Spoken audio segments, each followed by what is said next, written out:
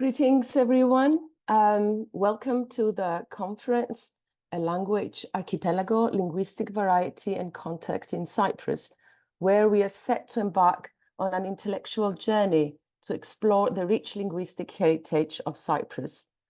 But before we delve into the intricacies of language and culture that have thrived on this Mediterranean island, I would like to share with you a piece of its soul expressed through the poignant words of Leonidas Malenis, brought to life by the legendary composer Mikis Theodorakis.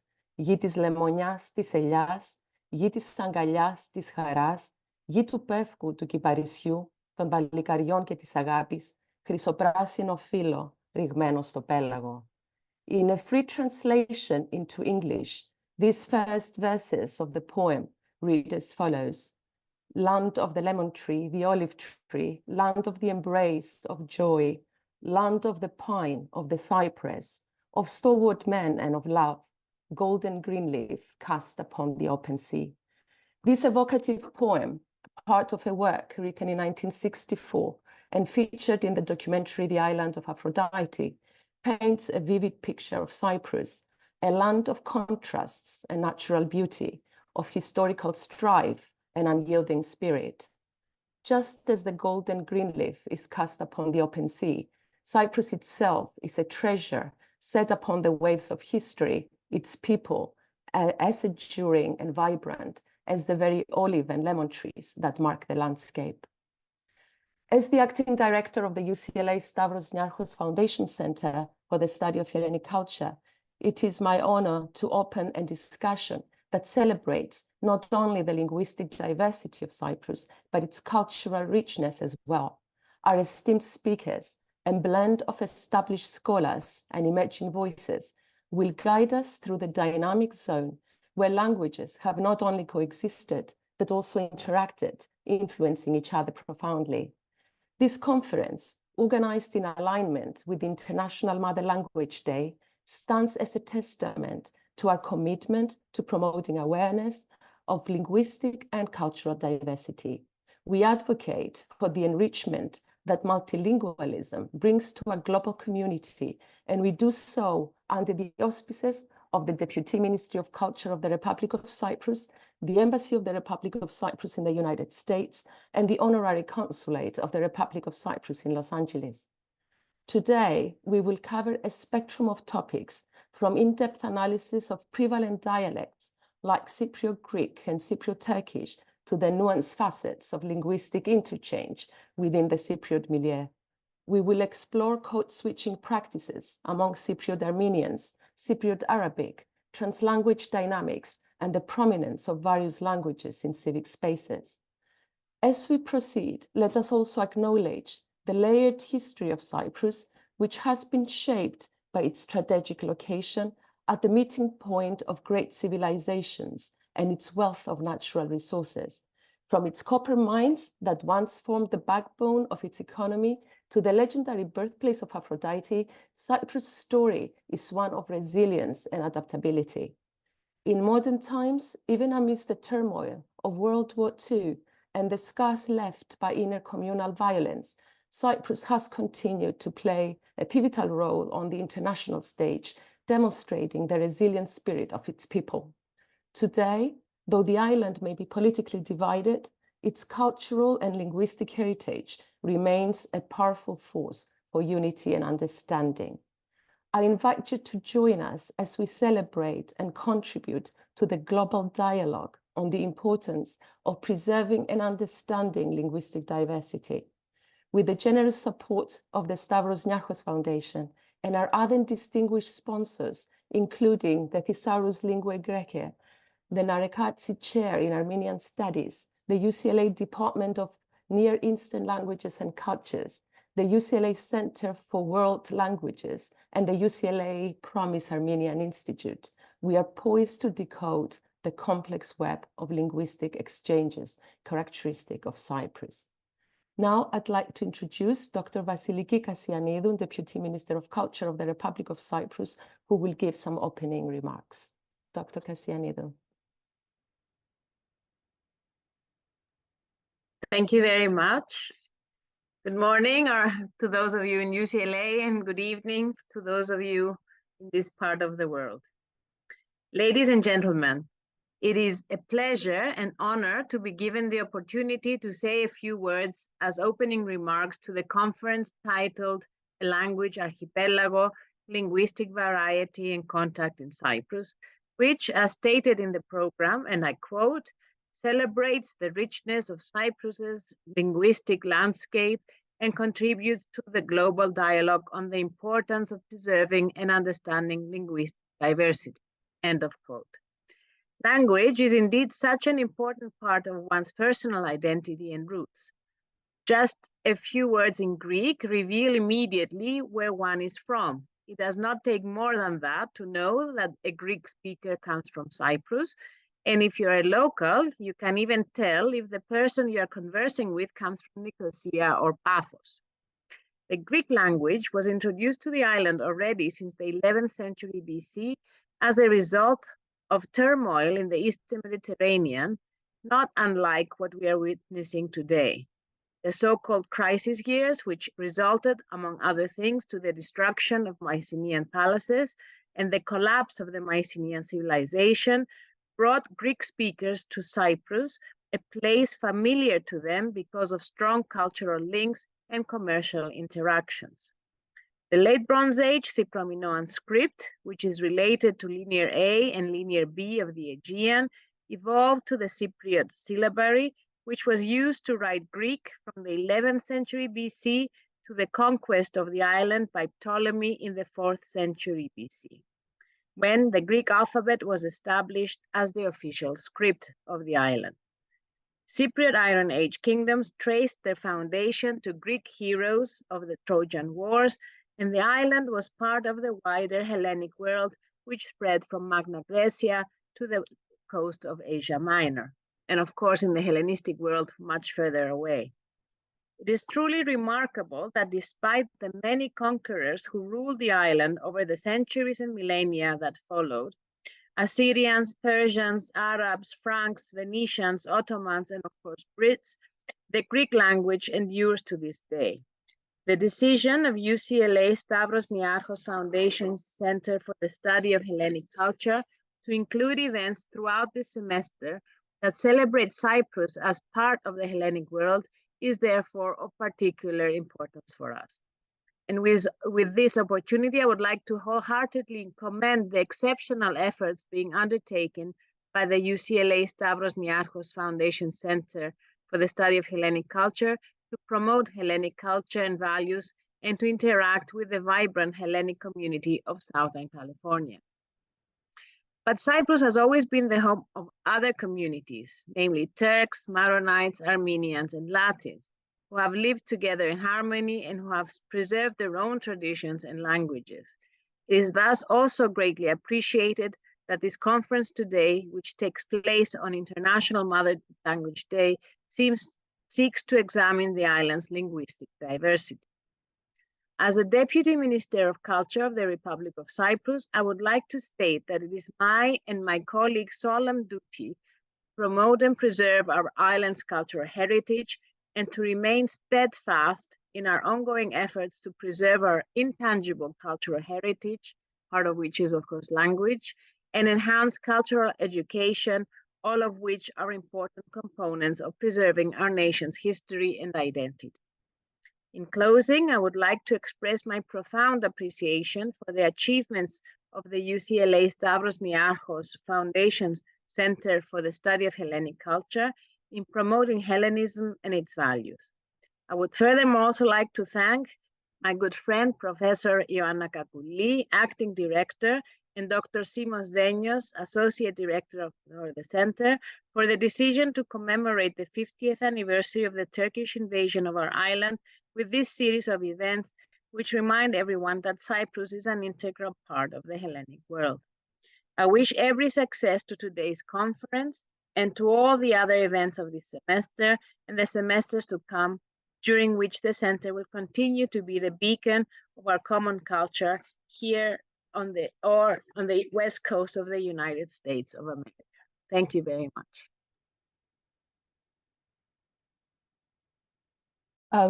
Thank you very much, Dr. Kassianidou, for these stimulating remarks. Much appreciated. His Excellency Evangelos Sava was unable to join us today due to important obligations at the embassy. Nevertheless, he has kindly sent us a recorded message that we will be sharing with you shortly. After we hear from the ambassador, Dr. Simos Zenios, the Associate Director of our Center, will take the stage. He will introduce our distinguished speakers and moderate today's event.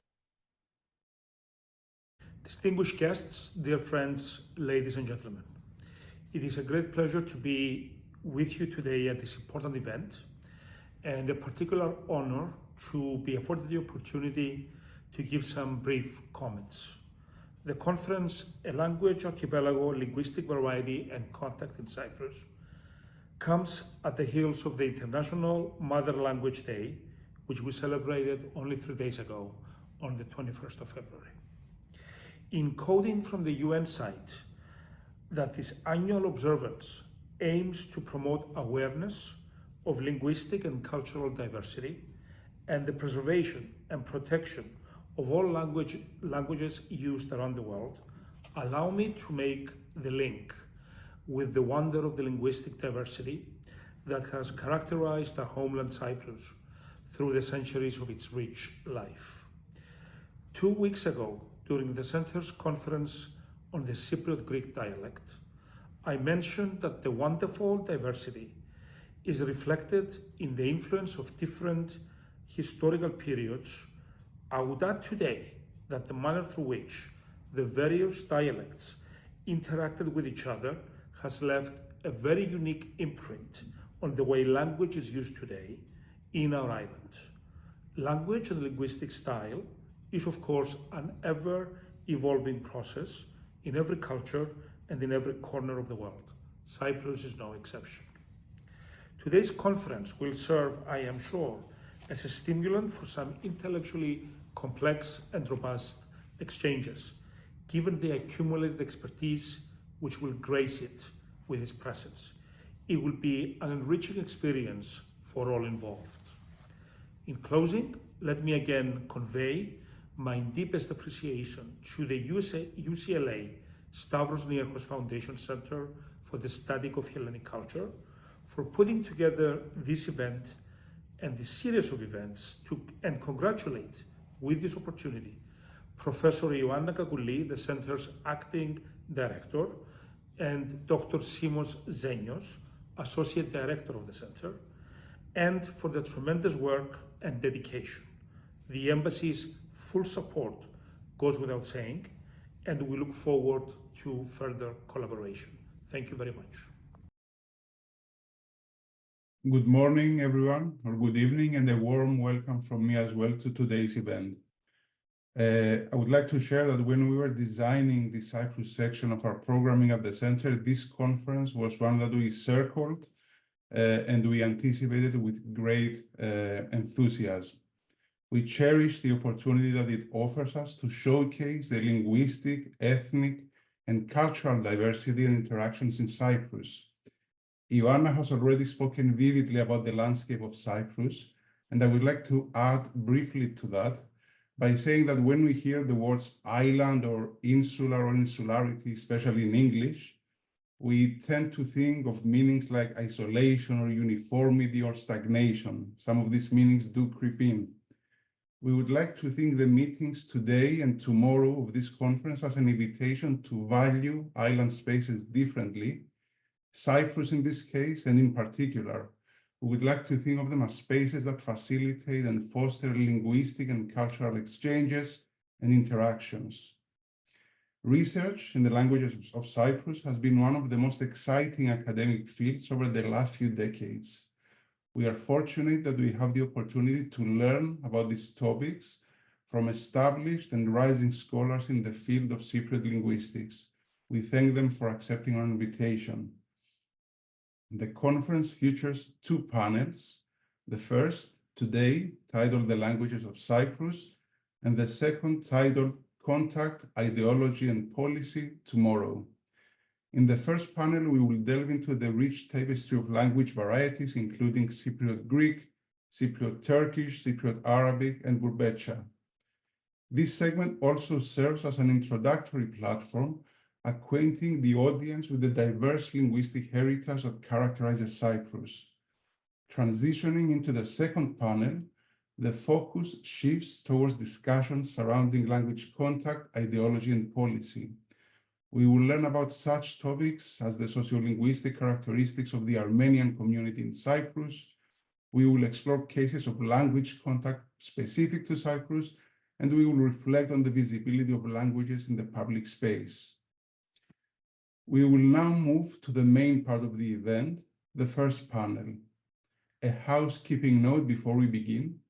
We will hear the four presentations first, and then we will hold a joint Q&A afterwards.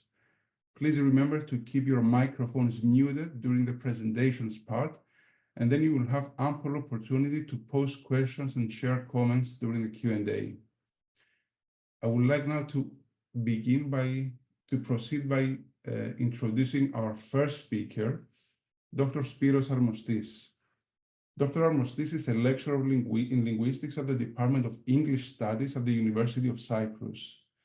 He holds a PhD and a Master in Philosophy and Linguistics from the University of Cambridge and a BA in Classics from the University of Cyprus.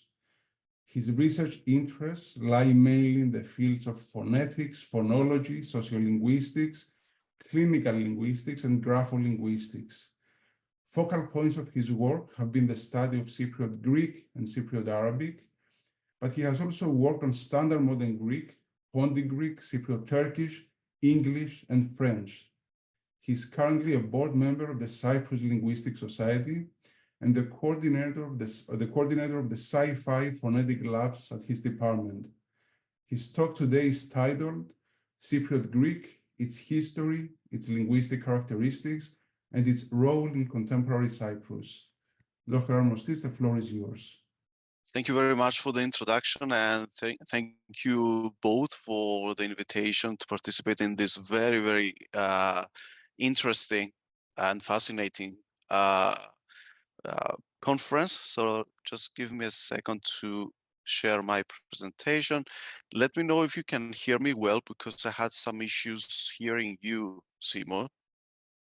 I hear you fine. I hear you fine. I think everybody hears you fine. Okay, great. So I guess now you can see everything.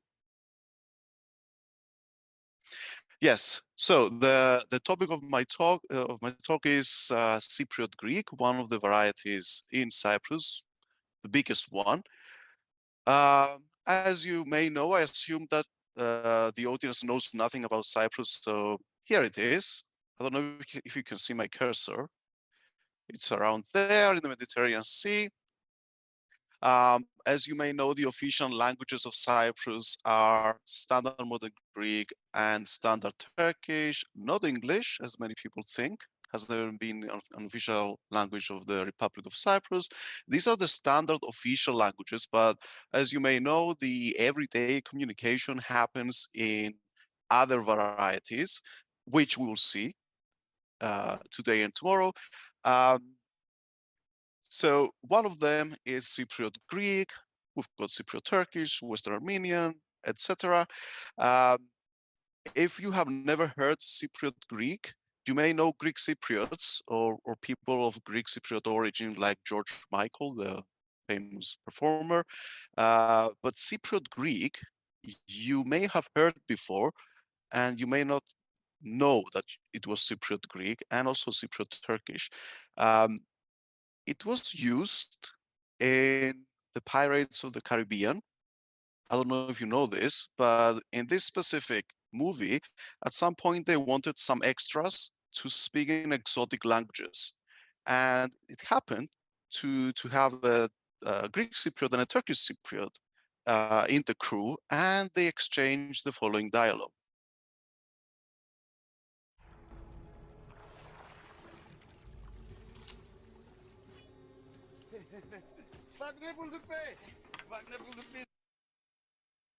So I'm hiding this.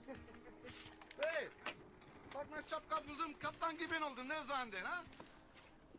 He tora, Fesora ne fesorası? Benim değil. Peki bey bana geri be. Ha? Ah, van gazderaio. Yeah, what follows is disaster. Seni ben şimdi It's always the case with Greek Cypriots fighting and Turkish Cypriots together. I'll skip that part. So moving on. The controls keep appearing. Okay, so the history of Cyprus. By the way, do tell me if you can see some black boxes appearing. I think Is it's every- fine. You're fine, okay, because they'll keep popping up for me, so I will ignore them. Right. So as we heard earlier, Cyprus has been has a long history of contact of peoples on the island. It has been ruled by many peoples, the Romans, Arabs later on, the French, Venetians, the Ottoman Empire, the British Empire, and in 1960 we got independence. But I'm gonna start from the beginning. Where does Cypriot Greek come from? A common misconception is that it comes from ancient Cypriot Greek, which belongs to the Arcado-Cypriot family of dialects, of ancient dialects. It's not from there. As we heard earlier, ancient Cypriot Greek had its own writing system. It was syllabary. And if you go to the House of the Representatives in Nicosia, you will see this on the wall. That spells Cyprus in the syllabary. So it's Kuporose, Kypros in the ancient pronunciation. That was one of the ancient dialects of ancient Greek, but they all disappeared when Alexander the Great spread his empire, and there was a common form of language, the Hellenistic Koine, that was used throughout the whole world, actually, and that replaced all the ancient dialects. Cypriot Greek being one of them that died out. So all modern Greek varieties, maybe with the exception of Tsakonian, come from Hellenistic Koine. Hellenistic Koine is the one used in the Gospels. That evolved into medieval Greek and that split up into all modern dialects. One of them is Cypriot Greek. Another one is Demotic Greek, which we know today as Standard Modern Greek. So the first traces of modern contemporary Cypriot Greek date back to the 14th century in legal texts, the assizes, which were translations of was a translation of a legal text from Old French into the Cypriot Greek of the time. Later on in the 15th century, we have history writing in Cypriot Greek by Leontios Macheras and Vustronios later on. So we see the evolution of Cypriot Greek throughout the centuries. So for instance, the word for what in Cypriot Greek and other dialects is today inda, which was initially a phrase dienita, literally, what are those?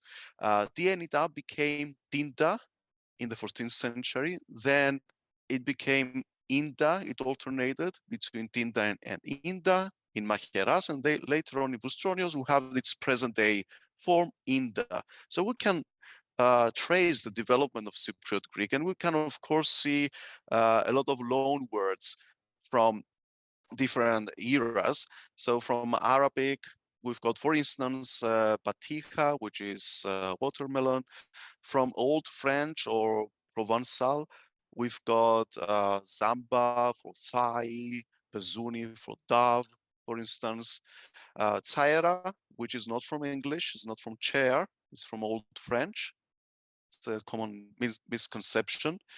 From Old Venetian, we've got words like pika, which means hostility, tokaro, I shake hands, pkioro, flower. And for later on, from Turkish, we've got words like nami, which means name, reputation. It's not from English. Many people think it's from the English word name. It's not from there. It's from the Ottoman word nam, and that comes from Persian, nam. We've got words like kele for head, sikirto, I'm frustrated, which is not from English again. People think it's from sick and tired. It's not from there. It's from Turkish. And from English, we actually have not so many words. We've got more words from Turkish, Old French, and Italian rather than from English, but some of them are words like polipif, from Bali beef, British English. From the British Army, we got this phrase. It means corned beef. That originates from French, bœuf bouilli, bouilli, I guess. Yambula, from ambulance. Stopper, that's an interesting one. Stopper means vehicle brake in Cypriot Greek, and that was actually a sense of the word stopper in the late 19th century in English, in British English, in Cyprus. We kept that with that sense, even though today in English, stopper does not mean brake. Could be used for, let's say, opening a bottle of wine and closing with a stopper, let's say. And another word that is interesting to English speakers, trafficator. We use that word, but we actually mean indicator by that. In English nowadays, trafficator is what you see in the picture, but in Cyprus we call the indicator trafficator, which is interesting.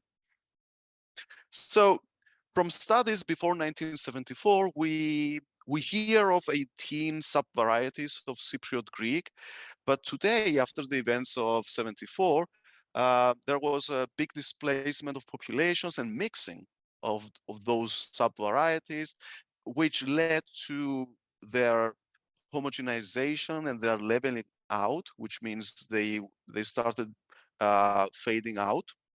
And we know that there is an emergence of a new variety of Cypriot Greek that is not of a specific place. That's why we call it Cypriot Greek koine. It's based mainly on the dialect of Nicosia and Messauria, but it's used elsewhere as well. So today, the situation in Cyprus is what we call diglossic. Diglossic meaning having two varieties, one with high prestige, social prestige, and another one with lower prestige. So Standard Modern Greek functions as the high variety and Cypriot Greek as the low variety, but it's a continuum in reality. In what people actually use, it's not either or, but it ranges between Cypriot Greek and Standard Modern Greek. So you may have various forms of Cypriot Greek used by the same person, even within the same sentence. So you may be moving towards the standard or away from the standard. If you are away from the standard, that's called the basilect, which differs the most from the standard. Then the closer you go to the standard, you've got the mesolect and then the acrolect. So I gave just an example of the word to pay in Cypriot Greek, but it has various forms. The moment you say something like plironan or plironane, you are outside of Cypriot Greek. You are outside of this continuum. So you are in Standard Greek. Standard Greek, as I said, is considered to be of high prestige because exactly is the official language variety, one of the two of Cyprus. So it is used as the main way of writing in Greek in Cyprus. It has formality. It's associated with politeness.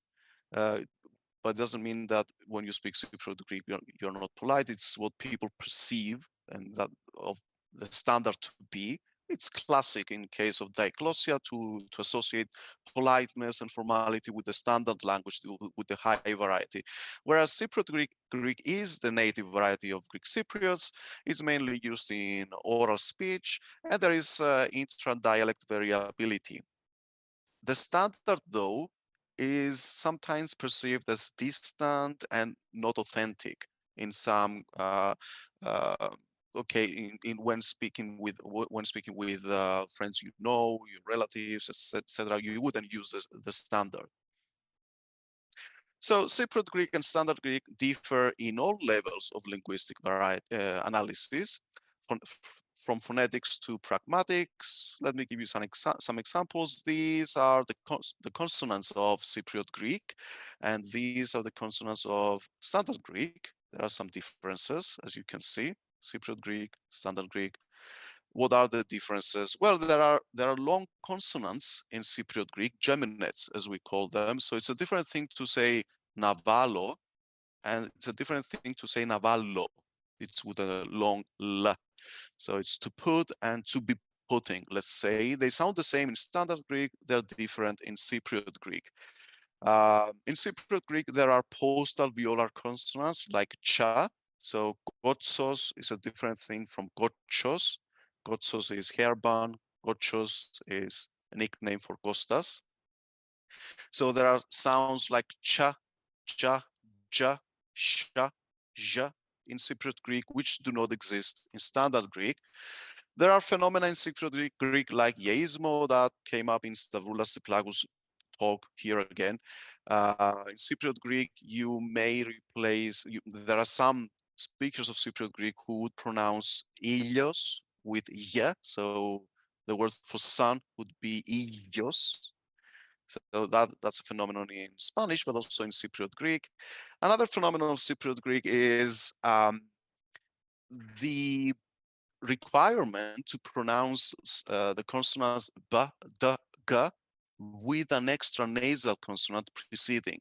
So speakers of Cypriot Greek wouldn't pronounce the name of this singer as Madonna. They would pronounce it as Mandona, because that's a restriction of Cypriot Greek. You have to do that. So you say things like Cindy, Mandona instead of that. So you would say Nobel Prize instead of Nobel Prize.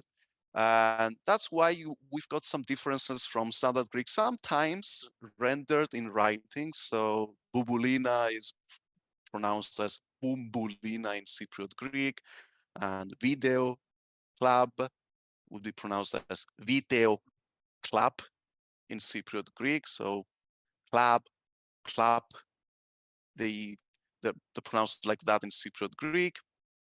Other differences have to do with, let's say, placing the stress. Enclitic stress does not exist in Cypriot Greek. So in Cypriot Greek, my teacher would be odaskalos mou. In Standard Greek, it would be odaskalos mou. So you have a second stress there as well. In morphology, you may have different endings. So graphusi in Cypriot Greek, graphun in Standard Greek. Graphun is also used in Cypriot Greek. Many differences in morphology, differences in syntax, where you place clitics. I gave it to them would be edosa tusto. In Standard Greek is the reverse, tusto edosa.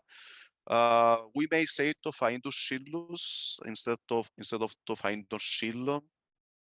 So we're using a form of accusative instead of genitive. Same with this case, and also emphasis is produced with clefting. So if you want to say it is you who said it, not me, you would say "En εσύ που το είπες, όχι εγώ." It's you that. The way this is done in Standard Greek is by saying, by emphasis, intonational emphasis, "Εσύ το είπες, όχι εγώ." So in Cypriot Greek, we have a syntactic way of showing focus. And of course, we've got differences in the lexicon that is expected. We've got words like fako, it means to hit, does not exist in the standard. Enge, it's a negation particle that does not exist in the standard. It means it is not the case. So we've got two ways of negating, en and enge. They mean different things.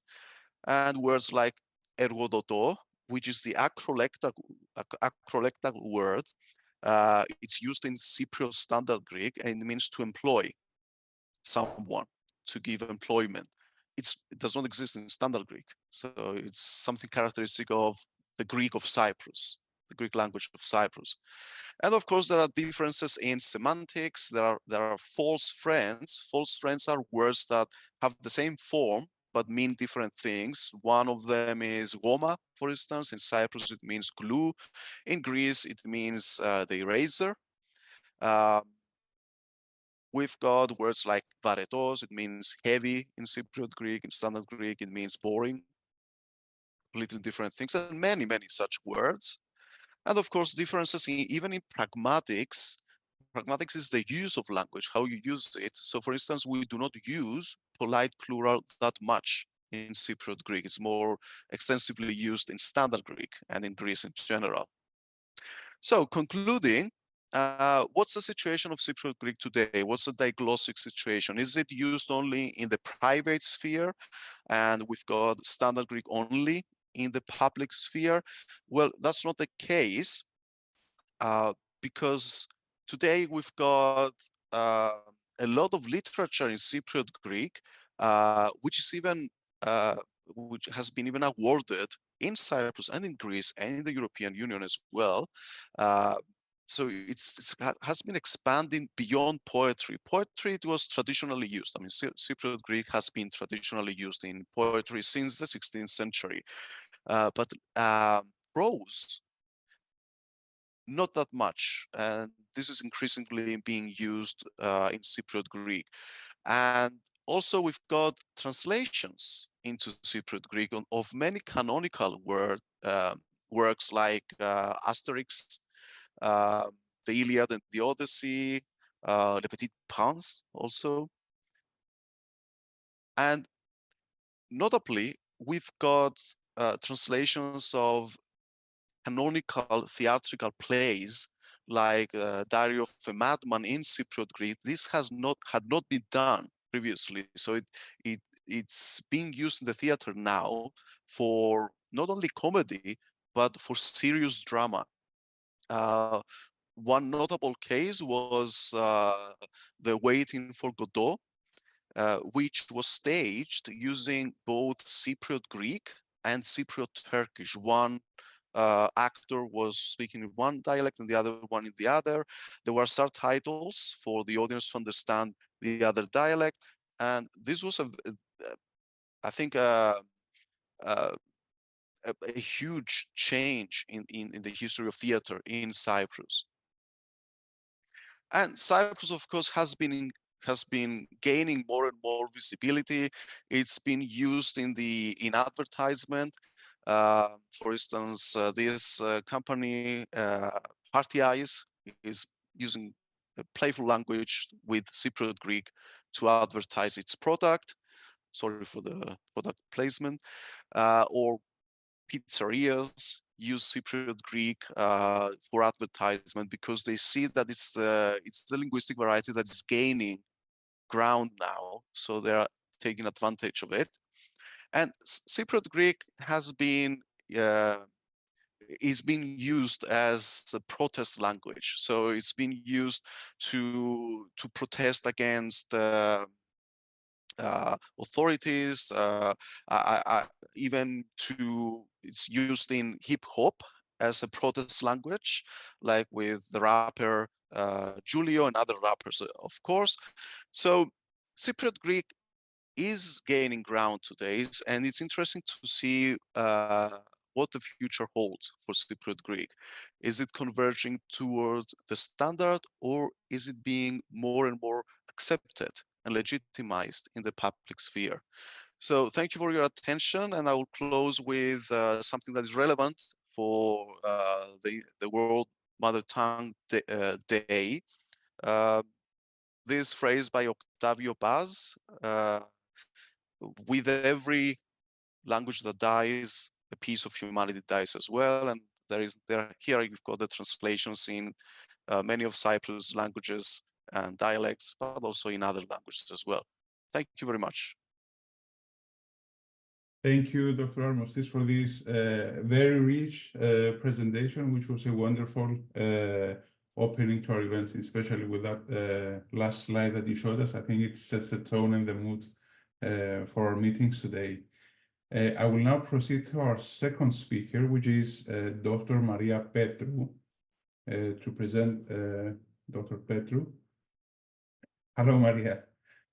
Dr. Petru has received her PhD in Turkology at Goethe University Frankfurt, and she has held academic positions, including special scientist, teaching and research associate, and temporary lecturer.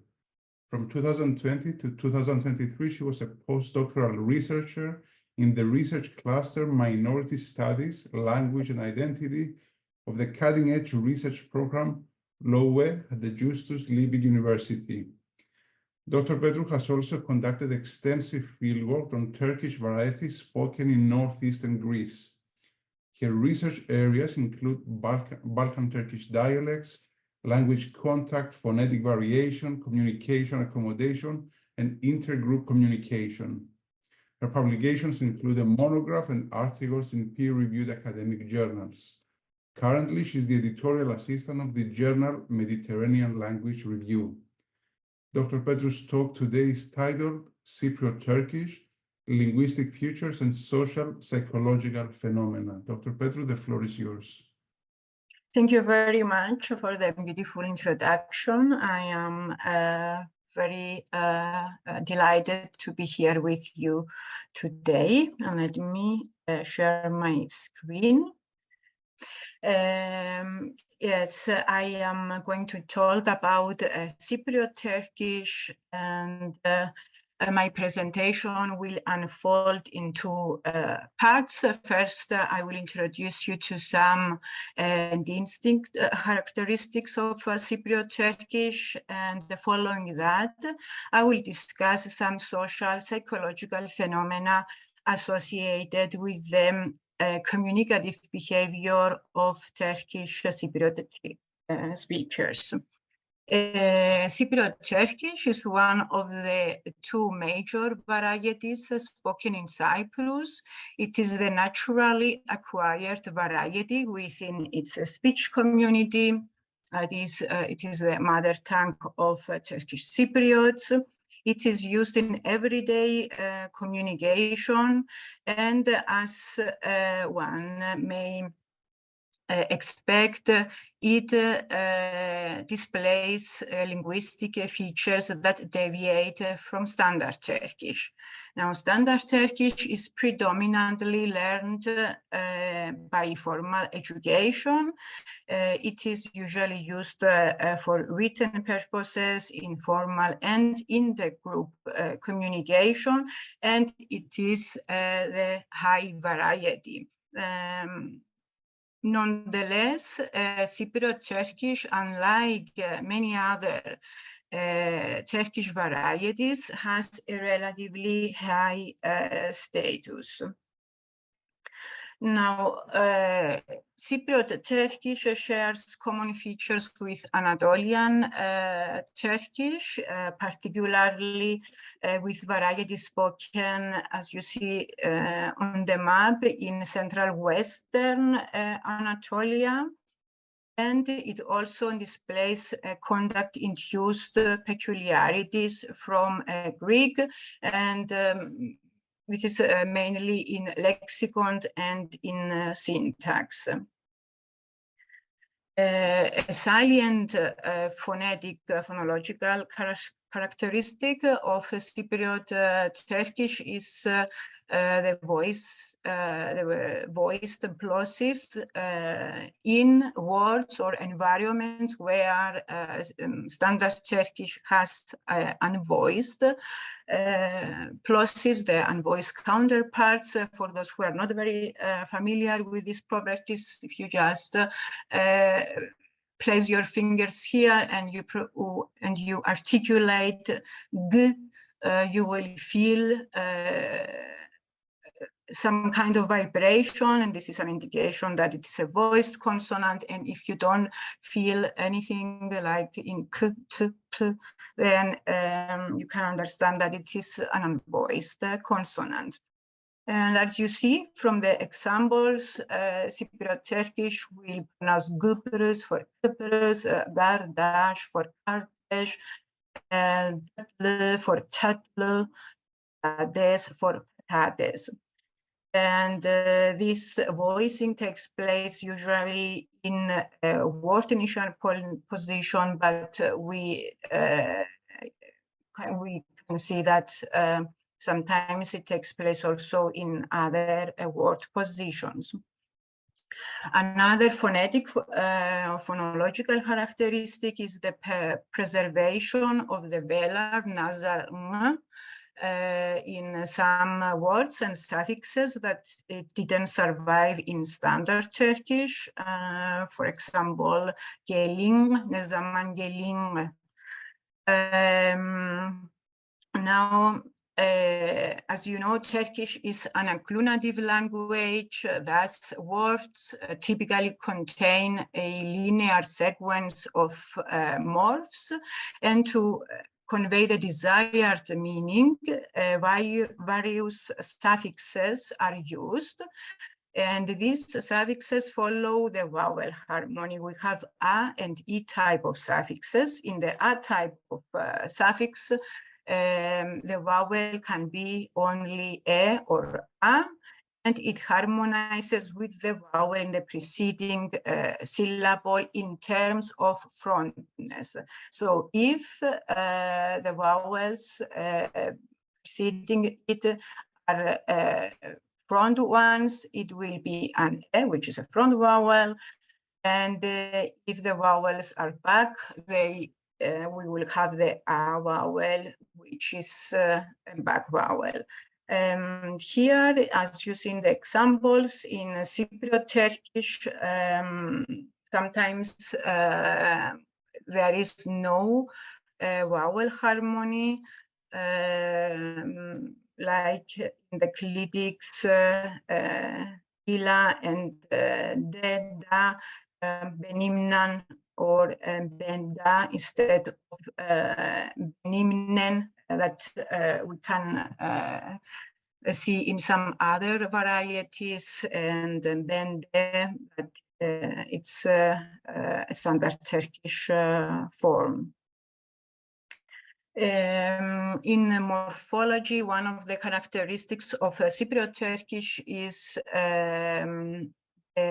presence form. Standard Turkish has the ear form, whereas Cypriot Turkish, the ear R form. It's more common.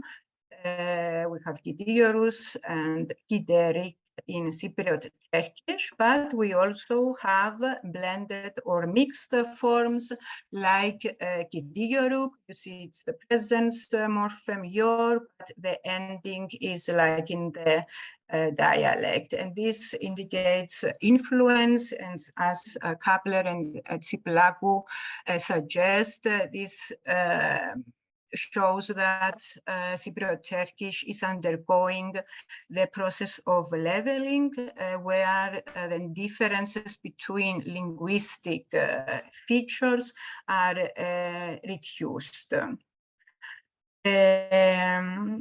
A very salient characteristic of Cypriot Turkish is the formulation of questions through intonation, like your did you see, instead of the use of the interrogative particle me. And this is a contact-induced phenomenon from Greek, and it is also observed in Western Thrace Turkish, where again we have an influence from the contact language, which is Greek. Another question is bunlar hangi ünlücüklerin And this is just to show that there are various kinds of copies, like the diminutive suffix here, "cik," which is Turkish material, but in standard Turkish, it is used to express tenderness or compassion, or for physical description, for example, odacik, to denote a small room. But in Cypriot Turkish and also in Western Thrace Turkish, through the influence from Cypriot Greek and Greek language, we have an extended and more frequent use of the diminutive forms, for example, Gurbetcha for coffee, or parajik for money. And as you can see also, the word angoni for grandchild is also a loan word. There are many loan words. I think tomorrow, where Matthias Kapler will speak about Cypriot Turkish, also will mention more of the context, but I would like to say also that Turkish Cypriot and Greek Cypriot sometimes prefer borrowings from English, like in both varieties we have switch or switch, from English switch instead of the standard language equivalents, and the same applies for roundabout. Cypriot Greek has also loan words from Cypriot Turkish, and interesting is here the combination of English with the Balkar interjection "haydi," just to say goodbye, "hade bye bye," bye bye, or even bye in the Basilic version. Moving on, I would like to speak a bit about social psychological phenomena. Linguistic outcomes are affected by complex interwoven social variables and situational context. Social variables may be, for example, the group membership, the age, or the educational level, the social status.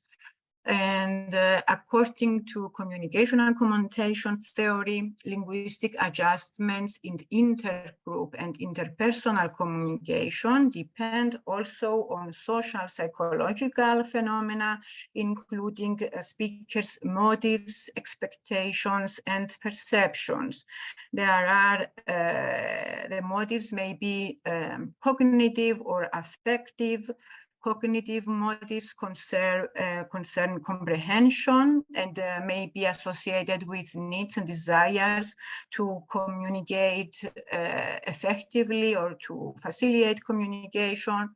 Affective motives are related to negotiating personal and social identities.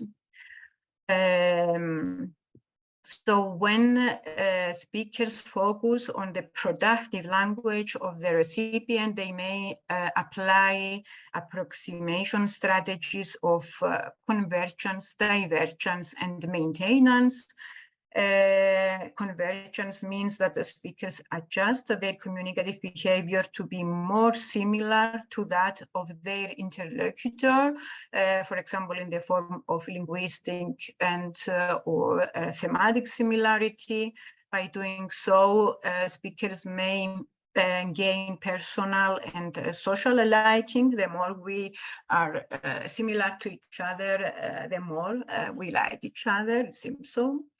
And divergence means that speakers adjust their communicative behavior to be more dissimilar to that of their interlocutor by, for example, reinforcing prototypical communicative practices of one's in-group.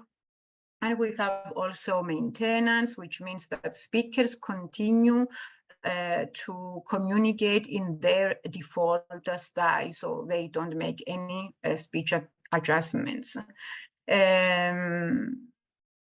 People do so, they apply divergence and maintenance, for example, to distance, or to positively differentiate themselves from others, to mark their distinctiveness from outgroup members. And in Cypriot Turkish, we can observe that after 1974, Cypriot Turks employed the strategy of maintenance, and they did so when cultural differences between them and the settlers from Turkey became obvious. Thus, they were guided by affective motives. They wanted to keep or create their Cypriot identity, and they also wanted to distinct themselves from the Turkish settlers. With the interactions and more and more contact with Turkish, standard Turkish, for example, through education, through mass media, there is more influence from the standard language, and the speakers, the Cypriot Turkish speakers converge towards the standard Turkish when they speak with speakers of standard Turkish. So they use standard Turkish in intergroup communication, and their motives are usually cognitive. So they do so because they think that standard Turkish speakers will not understand them. Sometimes there are also affective reasons. In intergroup communication, however, they may apply the strategy of maintenance if their conversational partners use their dialect. Then we see that standard Turkish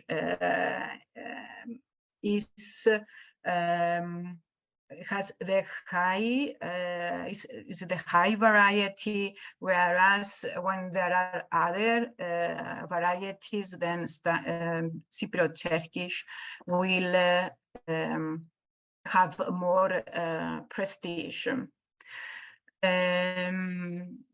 To wrap up, Cypriot Turkish has common features with Anatolian Turkish, displays contact-induced phenomena due to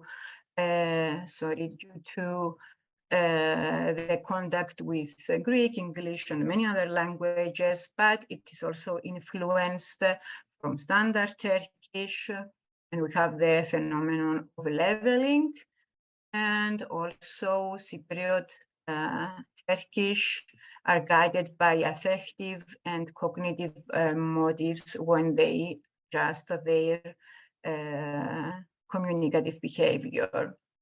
Yeah, thank you very much.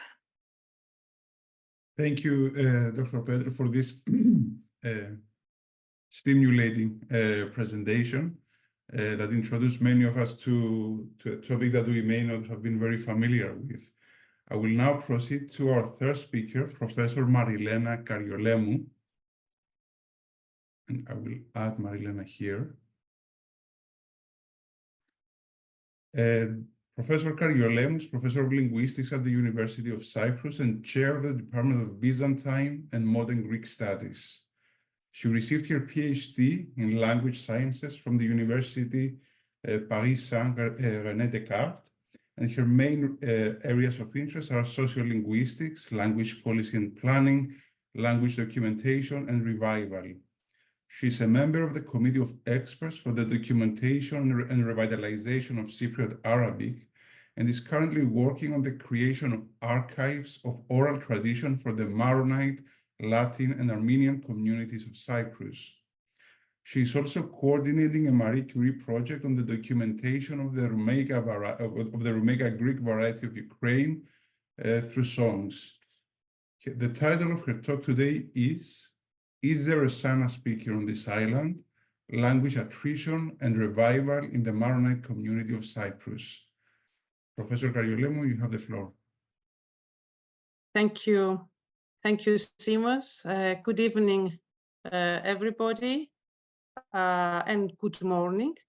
I would also like to thank the organizers of this event, Ioanna Kakouli, the centers, the Stavros Niarchos Center's acting director, and Simos Zenios for associate director of the center, and of course the center itself for giving me the opportunity to talk about some aspects of my work, of our work on the Maronite community of Cyprus and on their language known as Cypriot Arabic or Sana. Now, Cypriot Arabic or Sana is a quite small language in terms of speakers and extent of use.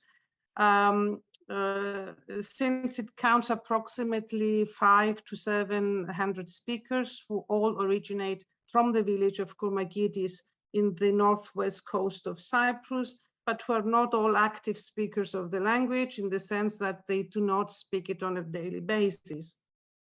Now, this is a language that has been in Cyprus for many centuries. In fact, the Maronites are medieval immigrants who came from Syria and Lebanon, and therefore the language is considered to be part of the island's intangible cultural heritage, part of the history of Cyprus, and as a consequence also part of the European intangible cultural heritage.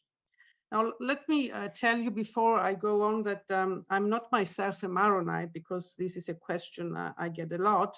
Why are you interested in the Maronites, in their language? I'm a sociolinguist, and my area of specialization is language policy and planning. I came to be interested in Sana some 15 years ago when I was asked by the Cyprus Ministry of Education to be at the head of a team of experts that were to assess the situation of the language and recommend actions to support and promote it. Now, a first question is, why do we need to support and promote Sana?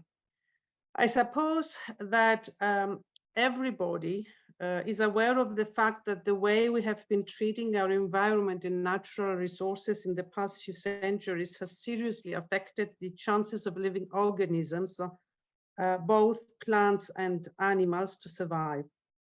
According to a report released in 2019, 1 million species are currently endangered and many more are already lost. This phenomenon of species disappearing due to alterations of the environment is called, of course, species endangerment, and the process, as it is well known, is called biodiversity loss. What, however, we are less aware of is that a similar phenomenon of diversity loss affects language as well. It is called language endangerment and loss.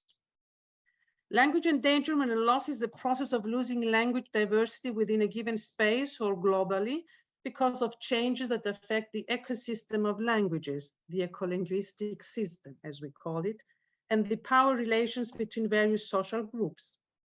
This is, of course, not a new phenomenon. Losing languages is a very old fact, and I would say as old as the presence of humans on Earth. For instance, Sumerian, Babylonian, Etruscan, or closer to us, Latin, are languages that were once vibrant means of communication spoken by thousands of people, but not anymore. And that is why we consider them to be dead languages. In numbers, language endangerment and loss, language endangerment and loss is not a new phenomenon. What is new, though, is the speed, the rate we are losing languages. In numbers, it is estimated that we have lost more than 3,500 languages since the 15th century, and we will be losing many more by the end of the 21st century. Language endangerment and loss is affecting languages globally, but it is affecting differently and at different degrees, different areas of the globe, for reasons we could discuss later on if you wish. And of course, language endangerment affects more and more often already vulnerable languages. So language endangerment loss is a general framework that applies to Sana because Sana is a vulnerable language for a number of reasons, among which we can count the fact that it is a language of oral tradition and doesn't have a writing system of its own. Therefore, it has no written resources and no literary tradition. To survive, Sana has to be orally transmitted from parents to their children. It is very important that parents transmit the language to their children, and if they don't, then the children do not have any other means to learn the language. Sana had also a very localized function since it was used traditionally in only one Maronite village, as I said before, Kormakidis. The village of Kormakidis is one of many Maronite villages that existed in Cyprus from the 13th to the 19th century, and the bigger amongst the 4 Maronite villages that continue to exist today: Kormakidis, Asomatos, Agia Marina, and Gurbetcha. The fact that Sana is a language of a minority brings it in competition with more powerful languages like, for instance, Greek and Turkish, which are also official languages, languages of education, and languages of wider communication. So this is a general picture of why Sana is a language at risk, but there is more. Those who know the history of Cyprus and a little bit of geography, they also know that Kormakidis is within the occupied area of Cyprus in the wider region of Kyrenia, and that most of the Maronites who used to live in Kormakidis and in the other Maronite villages left their homes after 1974. This massive displacement gave a real blow to Sana because the members of the community, once in the south of Cyprus, were living among the Greek Cypriots, sharing with them a common geographical and social space.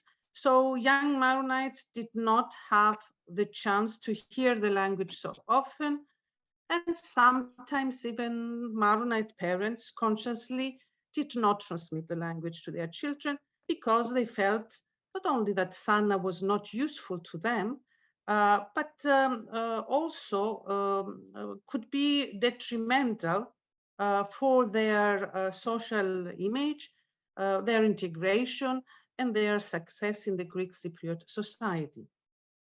So we had, in the case of Sana, what we call language attrition, obsolescence, and shift.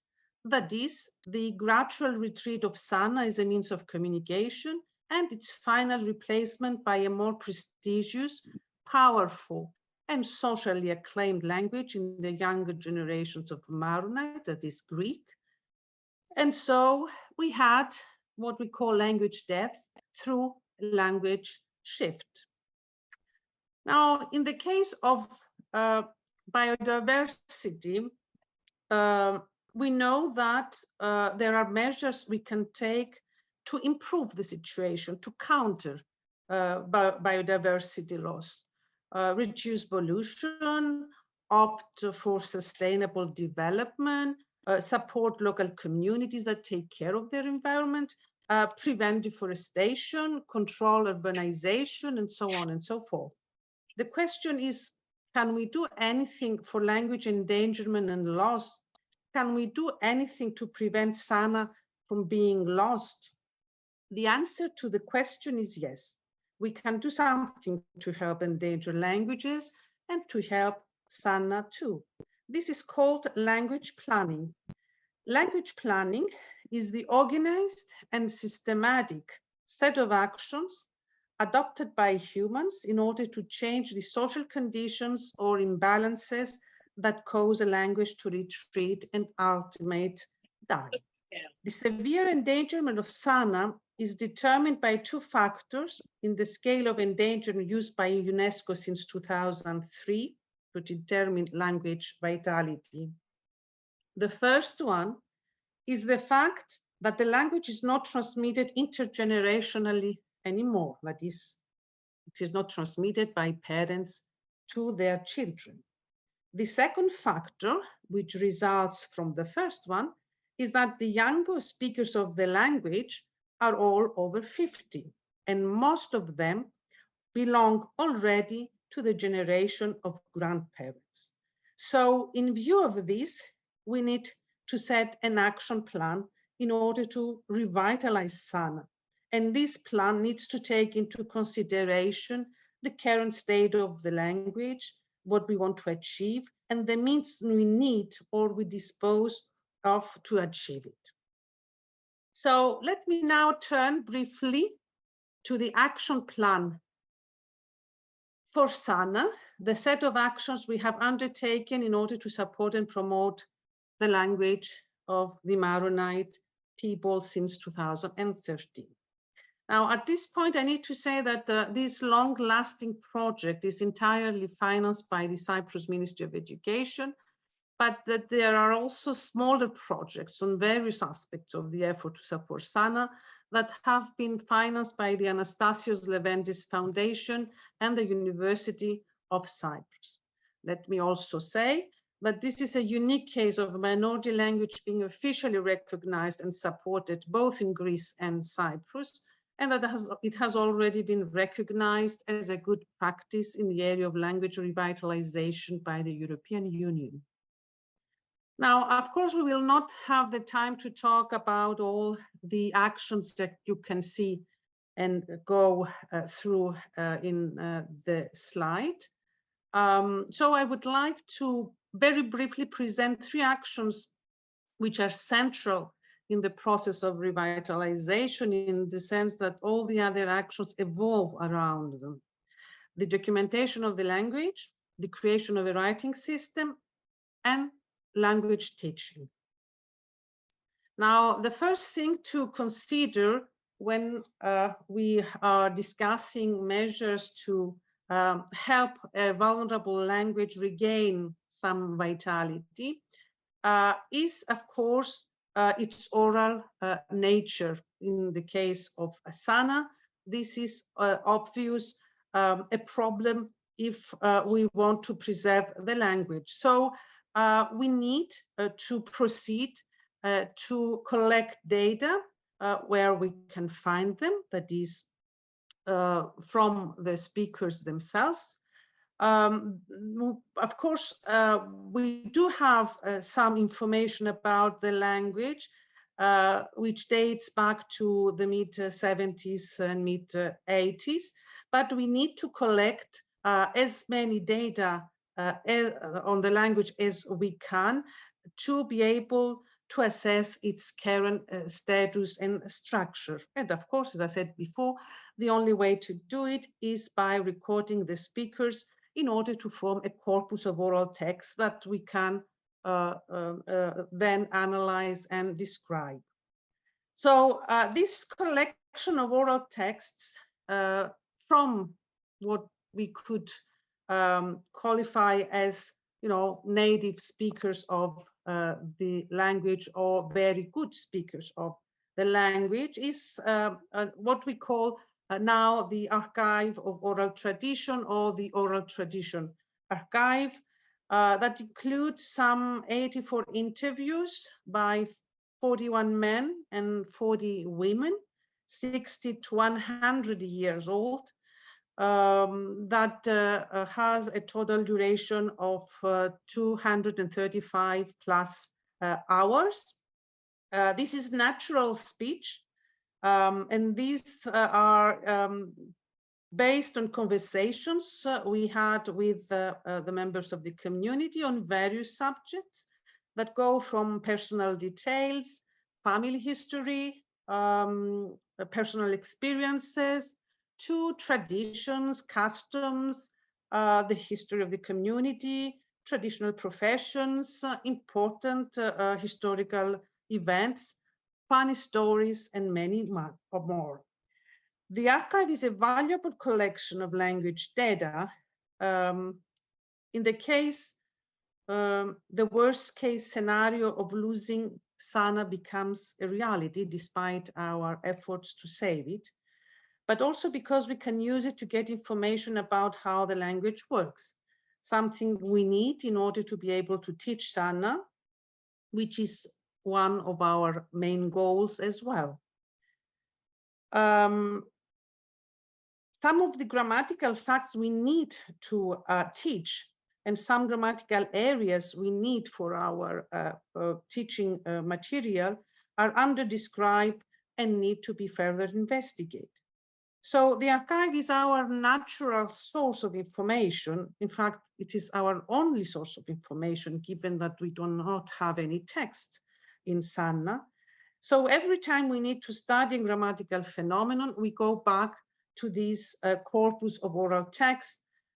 We find the points, the grammatical points or things we need to study, and we describe it so we get a general idea about the structure of the language.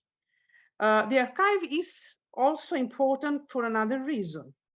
It is a repository of the collective memory of the community, with many details concerning the life of the community. And some of the information it contains is going back as far as the early 20th century. It is the accumulated experiences and lives of the Maronites of Cyprus. Finally, documenting the language is a central action because it kind of fuels the actions of grammatical description and teaching, as I said before, but also the creation of a writing system. Now, as far as the creation of a writing system concerned, this was also an important action for a variety of reasons. First of all, we know that the use of a writing system offers some degree of stability to a language. And although the extent of the variability of Sana is not very high because it is a small language and it is spoken by a few people in a limited space, it was necessary for us to be able to systematically and conformingly write it. Writing offers also a lot of prestige to a language. Oral languages, even when they are languages of great civilizations and the vehicles of important oral literature, are not considered equal to languages with long literary tradition.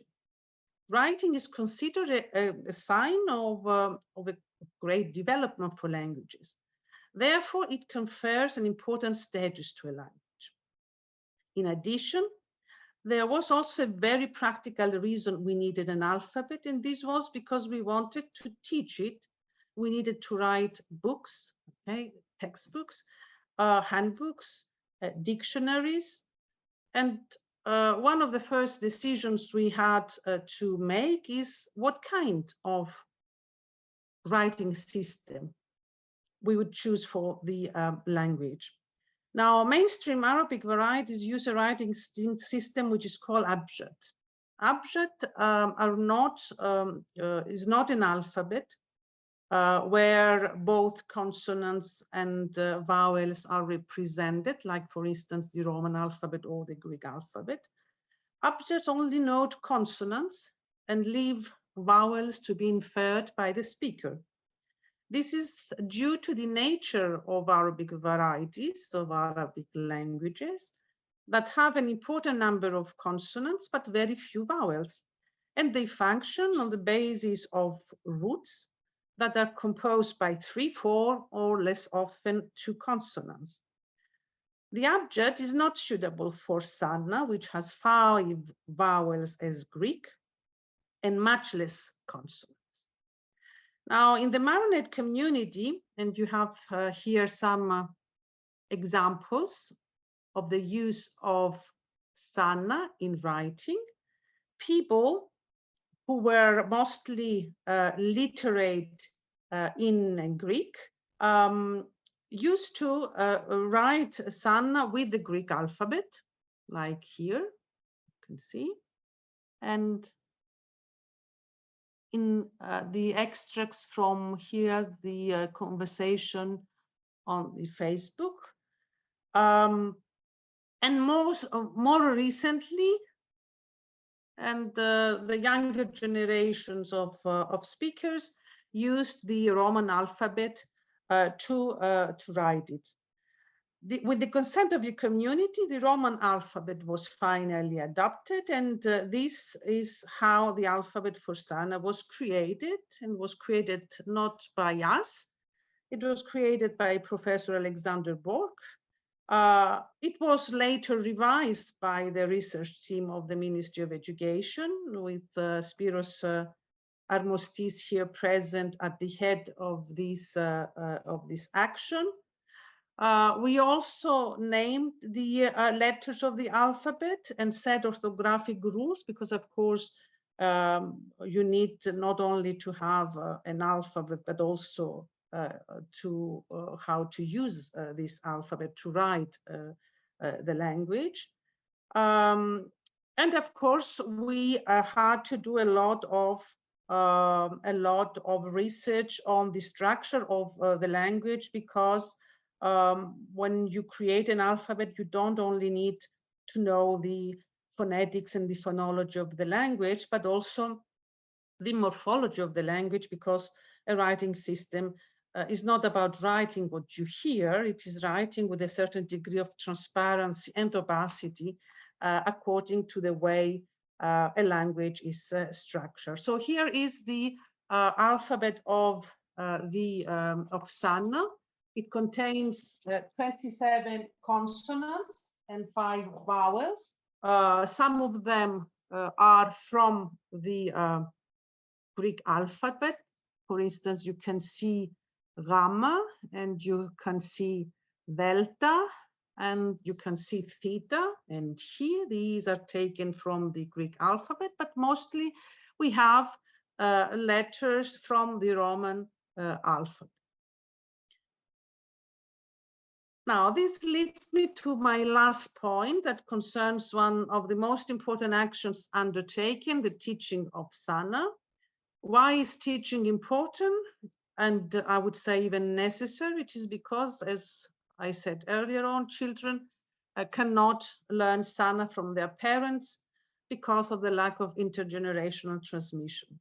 Now, if the parents in the family do not transmit the language, and the community is not in a position to play the role of transmitter, neither, because it is a displaced and dispersed community, it is not embedded anymore in the physical space of Kormakidis, then the only way for children to get to know the language is if they learn it in a formal setting, that is in a classroom with a teacher, the same way we learn any other language. For that, you need to develop pedagogical materials, textbooks, you need to organize courses, and you also have to do it in a way that is attractive to children. You can see here the first textbook for children. It is called very simply Sana Level A1. It was published in 2021. And here you have some examples of its content. As you can see, it's very playful, very colorful, and also with plenty of references to the community. For instance, you have their poems written by Maronite poets, many exercises. And To finish, of course, the question of teaching the language raises also the question of who is going to teach the language. This is another important aspect of the teaching of the language, because training and forming teachers is not an easy task. Very often, young Maronite teachers do not know so well the language, and all the Maronites who speak the language are not teachers. So we have to put together both young teachers and old speakers who had to work together in synergy in order to get the best possible results. I will not detail the different courses we have organized for children and adults. We can come back to this issue later on if you wish. I will just say that the main activity as regards the teaching of Sana to children is the linguistic summer camp that takes place every year in Kourmagidis for approximately a week during the month of August. This is an important event because it is attended by 80 to 90 children. This is a very important number, 4 to 16 years old. And you can see here some image from this summer camp. This is the summer camp. It is called Sana Camp, the Sana Camp of 2023. In the new building of the bicommunal, the Center for Cooperation that was inaugurated earlier on or last year, if I remember well, and where the camp is now taking place. Okay, so I will leave you with these images. Images of hope for Sana and its young speakers. And I hope that my presentation leaves a lot of questions open. And I thank you for your attention. Shukran. Thank you, Professor Karyolemou, for your talk on such a vital topic. And indeed, you left us with images of hope. It's truly remarkable. At this point, I would like to present our fourth speaker today, who will also conclude our panel for today, Dr. Chryso Pelekani. Dr. Pelekani is a special scientist at the Language Center of the University of Cyprus, and she also teaches at the distance program Education Sciences, Educational Technology of the University of Nicosia. She holds a PhD in Turkish studies with a specialization in theoretical and applied linguistics and 4 postgraduate degrees in education work-based studies, in Turkish language and literature, in translation studies, and in digital technology for language teaching. Since 2016, she is the chair of the first Cyprus Rome Association. She participates as a speaker at conferences and workshops, both in Cyprus and abroad, and she has published articles in established and well-known international scientific journals, book chapters, as well as conference proceedings. We are happy to have you with us today, Dr. Pelekani, and the floor is yours. Thank you very much. It is a great pleasure actually for me to attend this conference, and I really like to thank you, all the organizers, for kindly inviting me to this important event. I will share now my screen.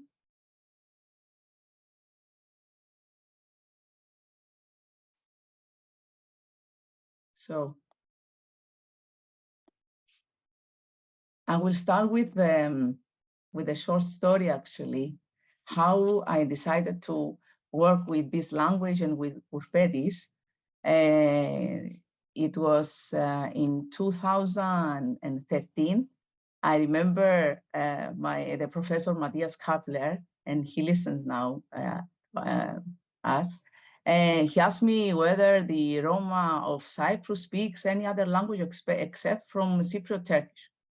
And he asked me because he knows that I am every day with them, so I probably listen to some any other language among this Cypriot Turkish. But I said no, I didn't. I talk only with them only in Turkish, and I haven't any. I didn't hear any word or any other language talking among each other. And 1 week later, the principal of the school called me for translation. And while I was doing the translation, I found out that one word I couldn't translate it. And that was the beginning of the story, actually, the word lafta, which I couldn't translate it. And it was the reason of the fight between the two boys. And I called their mother, the mother of Hussein, to come to the school and to ask what this lafta means, because really it was a really big fight. And when she came, she told me, Chryso, my dear Chryso, lafta in our language. What language? I said. Do you speak any other language? I say, yes, we speak Gurbetcha. And lafta is not a bad word, but lafta in our language, in Gurbetcha, it means boy. So it's not a bad word. So relax, and there are no any problem. From that, that was the beginning of the journey. It was really difficult, and the Professor Matthias knows about that. It was really hard to find people. I mean, I was really with them and every day, and but to find the way to make them speak freely this language it was really difficult for me. Because they used to talk with me to me in Turkish, Cypriot, so it was something happened to them. Why I want to learn this language? And so lafta, which means boy, as you can see here, after long research, I found out that it's also used in Romani. They use, instead of lafta, they use similar words like raklo, rakli, which are influenced from Hindi, larka, larki. They have also gender differentiation. In Gurbetcha, they use only the lafta.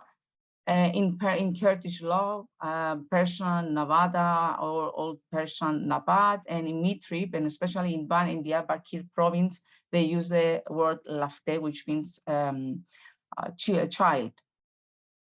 In regards to the communities, we have the Cypriot, Turkish Cypriot and Greek Cypriot communities, and there are 3 minority groups that are recognized by the Cyprus Constitution: the Maronites, Latins, and Armenians. Gurbettis, they are not considered as an ethnic minority group or as a religious group. The Roma as a terminology or as a term, they use it in official papers and reports, actually. And they use it, of course, in other, as an umbrella, let's say. And the word Roma, they use mostly as a term in Central and Eastern Europe. In England, they use more the Romanichal, and of course, sometimes they use also the Gypsies, which is not a bad word in England. Although in Greece and in Cyprus, they have a negative connotation. In German, they use to refer to them as Cindy. In France, Manouche. In Spain, Calo or Calais, or in Wales, also in Finland. And in Middle East, they have, as you can see here, and different names and terminology of regarding the Roma. Lima, Haptal, Boshan, Dom, Dumni, Gurbat or Kurbat, Jad, Kuli, Lom, Navar, Karavana, Korbati or Gorbati, Zota, and Mudrivia and Helebi. They are, of course, they have similarities, but they have also some differences. They have also subgroups related to Roma and clans like Calderash, Machava, Machaya, Boyash, Lovari, Modiar, Horahai, and Lautari, which also, and they have a lot of in Greece as well. And in Cyprus also we have Lautarides. The surname actually it comes are Roma people who came from Balkans. That's why they have Lautarides. It comes from this group actually. Related to Gurbettis, according to the 1960 Constitution of the Republic of Cyprus, Gurbettis are belong to the Turkish Cypriot community. There are no official records of the arrival of Gurbettis in Cyprus. They say that, okay, they came in Ottoman since the Ottoman Empire. Related to the number, how many we have in Cyprus, the Council of Europe estimates that there are approximately 1,250 Roma living in Cyprus. And according to Marshall Strand, these are linguists argue that their numbers reaches to 2,000 or 3,000 people, resulting from the annual influx of Anatolian Roman language. Now, regarding their identity, officially they say that, okay, we are Cypriot or we are Turkish Cypriot. Among themselves, they identify themselves as Gurbet, which is actually Arabic word, and it means foreigner, and their language as Gurbetcha. They also self-designate themselves as Ole, Felah, Kori, Felo, Kullufi, Chilingiri, and Chingane, according to Öztürk.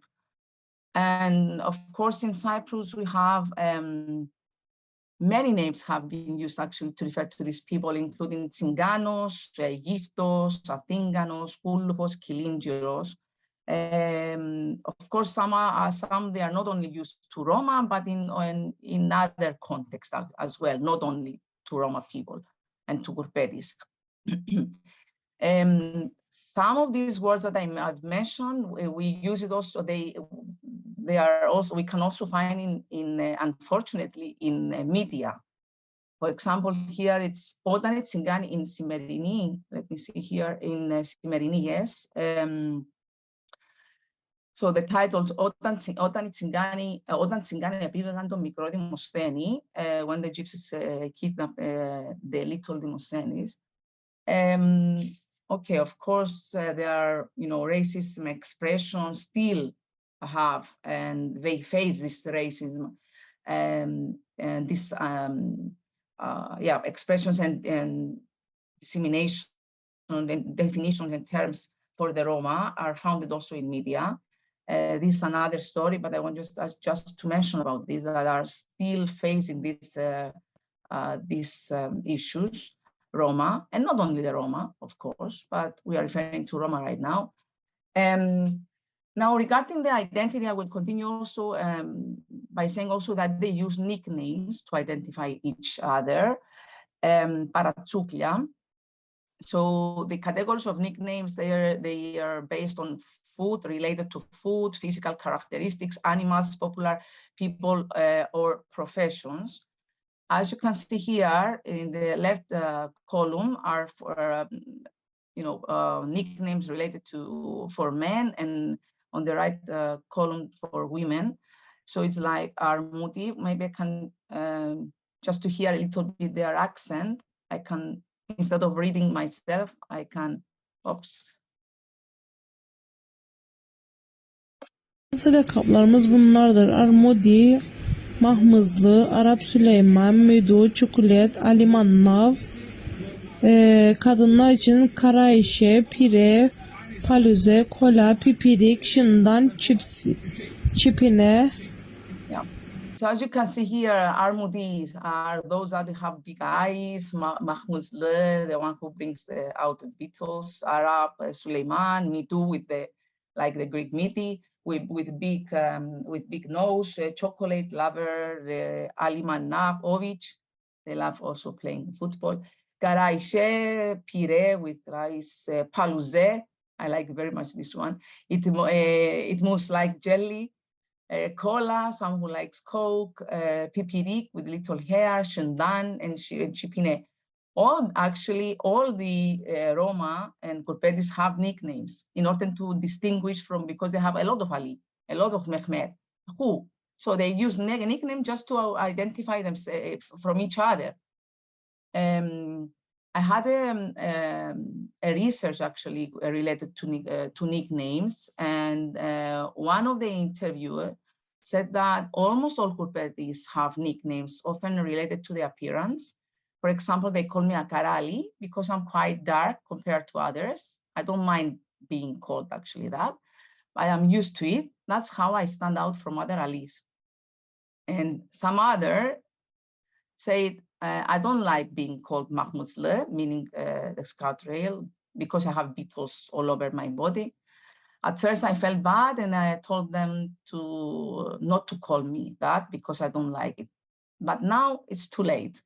When they give you a name, a nickname, they don't erase it. You must accept it. So this is related to their identity and how they identify themselves and among each other, actually. So in regards to their lifestyle, they used to live in a nomadic, to have a nomadic lifestyle, but after 1974, this changed. They have more stable, settled existence, and most of them lives in Famagusta, Tricomo, Morpho, and Limassol and Paphos. In Limassol, they live mostly in Antonios area and Polemidia, and in Paphos, in Makunda, Stavroponou, and Polychrysouchous. Related to language of communication, most of them are bilingual. They speak Cypriot Turkish language and dialect and Gurbetcha, and those are they live in south part of the island. They speak also some Greek, the Greek Cypriot, Cypriot Greek. Gurbetcha actually is a spoken language. It is not written. It's known as the actually Maronate, as Professor Marilena said. Unfortunately, the young people, they don't speak it a lot. That's why we cannot. I mean, I think that it could be become extinct. So older people, they use more this language variation. Gurbetcha is taught, actually, this got a good initiative of the Ministry of Education and Culture, is taught since 2013 to the primary school of Roma. They teach to primary school Roma children as a not compulsory course. It was a very nice initiative. Of course, it's not enough by only just teaching the language. More has to be done, as Marilena said, language planning and all of this, and language documentation. Of course, this there has to be. I mean, a lot of people has to get in touch and try to save this language. Now, there are also some lexical similarities between Gurbetcha, Teperche, and another secret language in Turkey. So according to Öztürk, they found 20 words in a Tal secret language are common with Gurbetcha, actually. In Kırşehir, they use, for example, the verb to take, the word aşınla. In Gurbetcha is aşınla, çükkel, çükkel, cerle, çelle, Ushla or Nushla, Hallan, Hallan, and Genle, Genna. It's very, very similar, actually. And when I went also in Istanbul, in an area where the Roma lives there, and I tried to talk in Gurbetcha, and it was a group that talked in Teperche, and I could easily understand and communicate actually with them by speaking Gurbetcha to them. And it was really interesting, actually. This is one of the transcription of my PhD, and I wanted just to listen to this to see how it sounds, the Gurbetcha. It was a story about the fortune teller. First of all, just to hear it, and then I will give you the translation as well, just to have an idea how the Gurbetcha sounds. Oops. Bir gacı var, Hrisom, Merisi'yle 40 gün kavgadeler. Gacı başka gacıyı habbedeler, Hrisom. Ve başka gacı sunlar gacıya Bizim mahallede bir gacı var. Zanır falına. Kendine gideleylim, zanırsın senin falına. Bir gün beraber gacıyla gideledik. Falımıza baktıraladık. Falcı sunladı bize destimi zanıyorum. Ben de bir dedim destimi sunladı bana. Sen merin inan 40 gün kavedelen. Çünkü sen başka gacoyu habbedelen. Hadi. Merini de isteyelemen. Merin işkef gaco. Ama senin merin hoş olalayacak. Sonra sen şuula gideleyeceksin.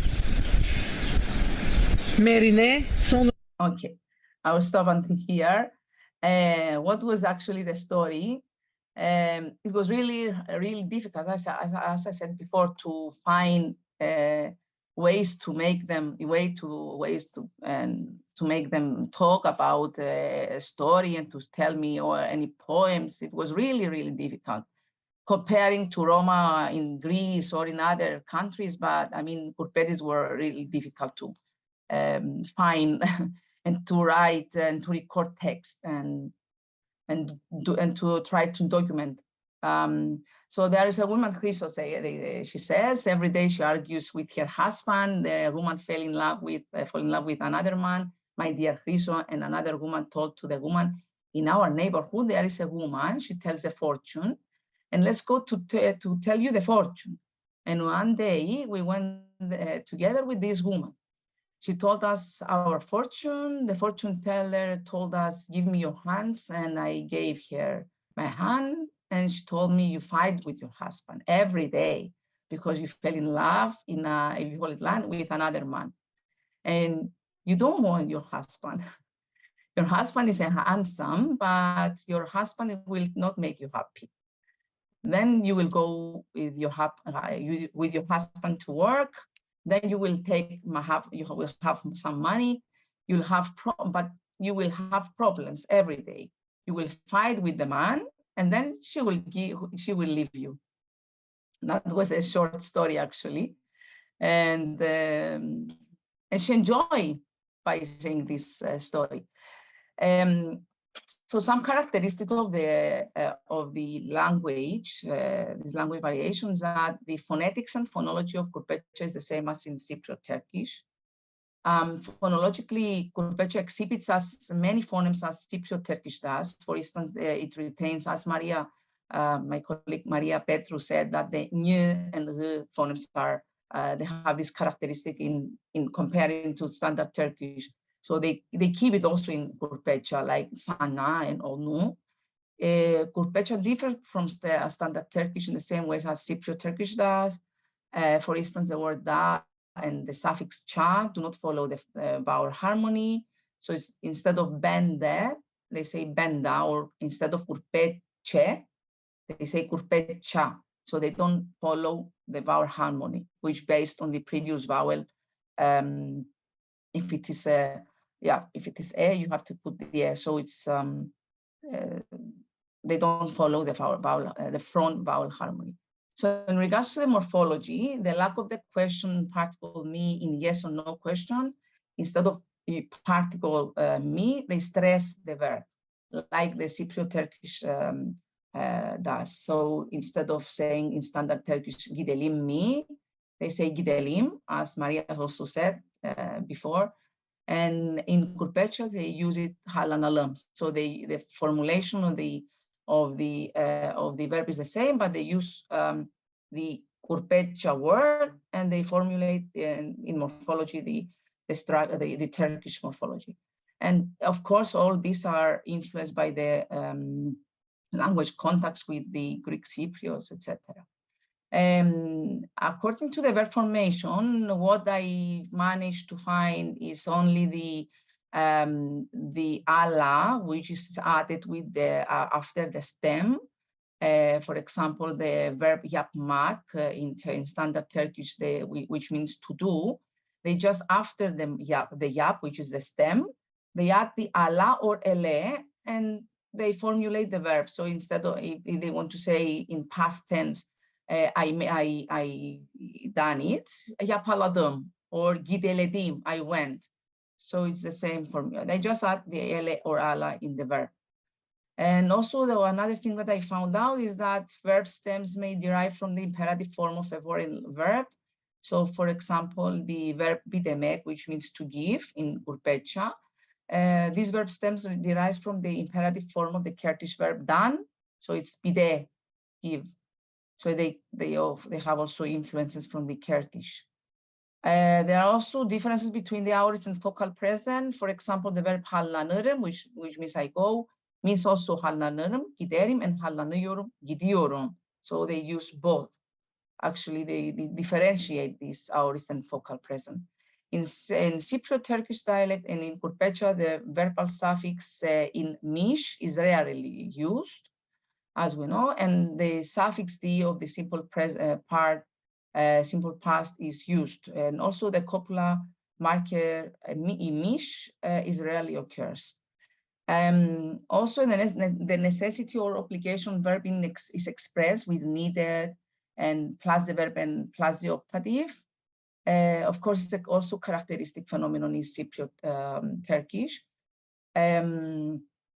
Related to syntax, as we can see here, Gurbetcha displays some syntactic constructions that follow Indo-European principles of close combining.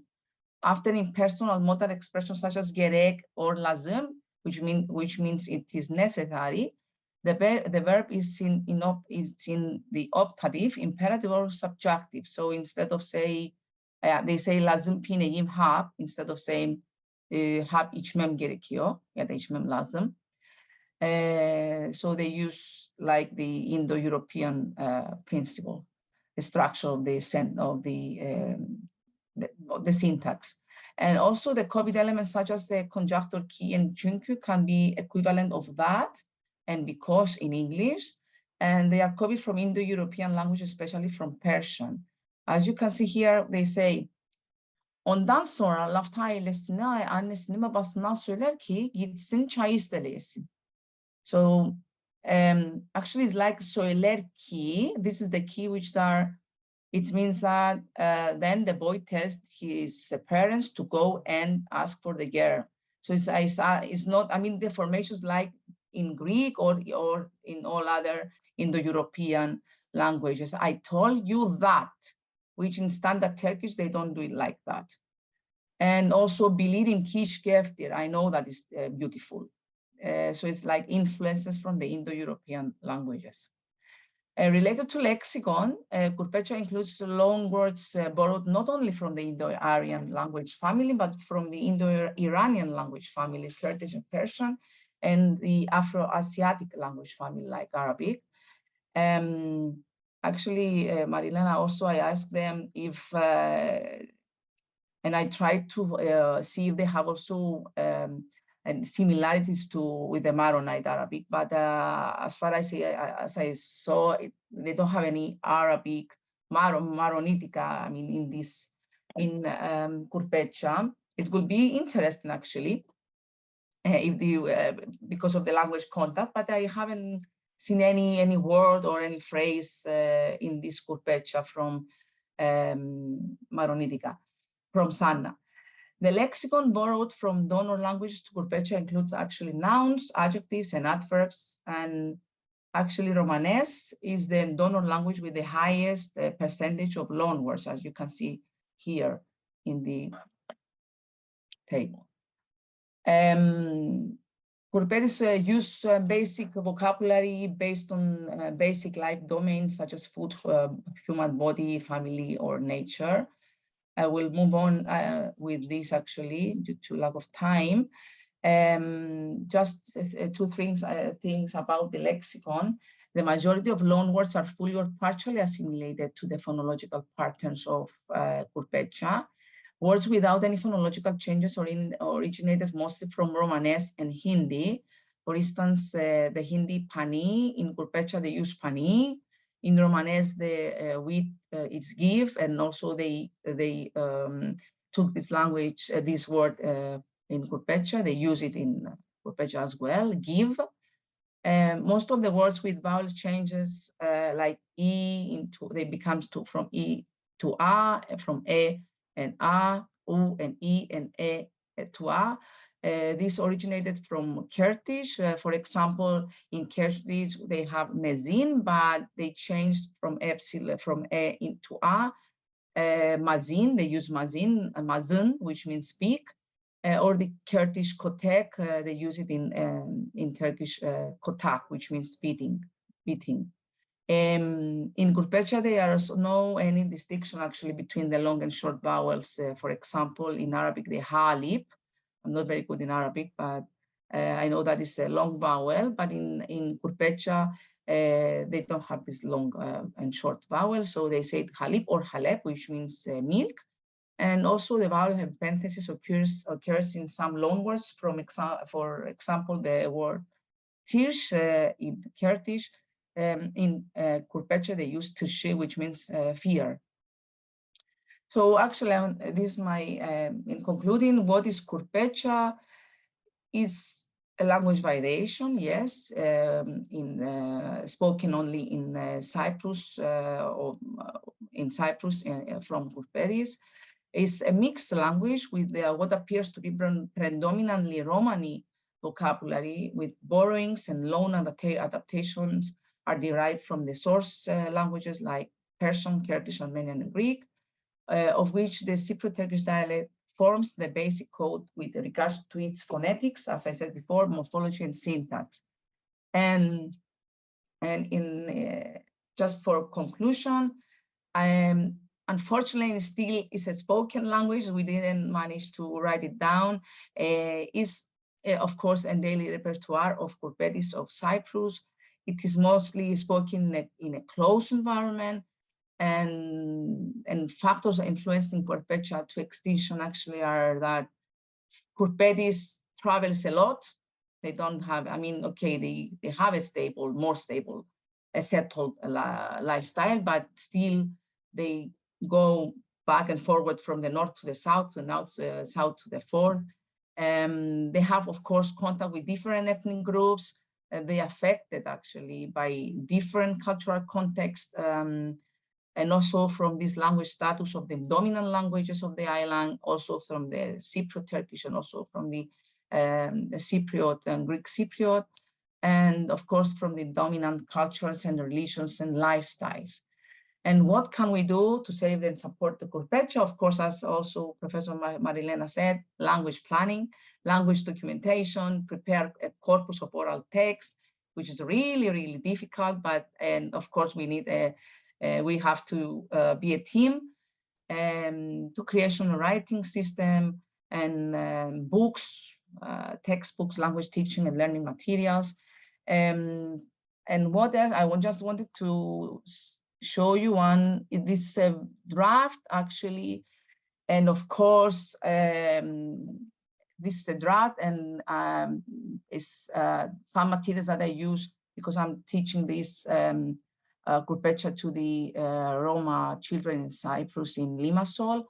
These are just some example of the book that materials on the book. Of course, it's not the final. It would be given. I know I would like also linguists as well, and Spiros and Marilena and all my colleagues to have a look on that and to have their suggestions. Of course, we will need it. It's just the beginning. Because I had to do something to help them learn. We start, of course, with this because they cannot write and take a pencil. So we start also from the beginning for children that they cannot take any pencil in their hands. Of course, this is the Turkish alphabet, but as I said, we have to do a lot of work. By writing the alphabet and which alphabet actually are used or phonemes. We have to see this with other colleagues, and Spiros probably can help with this, and Marilena as well. So these are some of the materials that I use to help students at least learn some and save their, as much as I can, this language. And these are the alphabet and some other exercises that I prepare. to help them learn more easily in a very nice, environment. And so this is the story. I mean, okay, it's just a part of the book, of the material. Some other the basic heroes of the book. That's it. I will stop. Thank you so much for your attention. And if you have any question, I'm happy to answer you. Thank you very much. Thank you, Dr. Pelekani, for this truly fascinating presentation, which introduced many of us to the Cypriot Roma speech community. I think it was a wonderful conclusion to this first panel, and it allows us now to move into what I'm sure is going to be a very stimulating Q&A. So we will have all the presenters on the floor, as it were, the virtual floor with us. Give us just a second to add everyone here.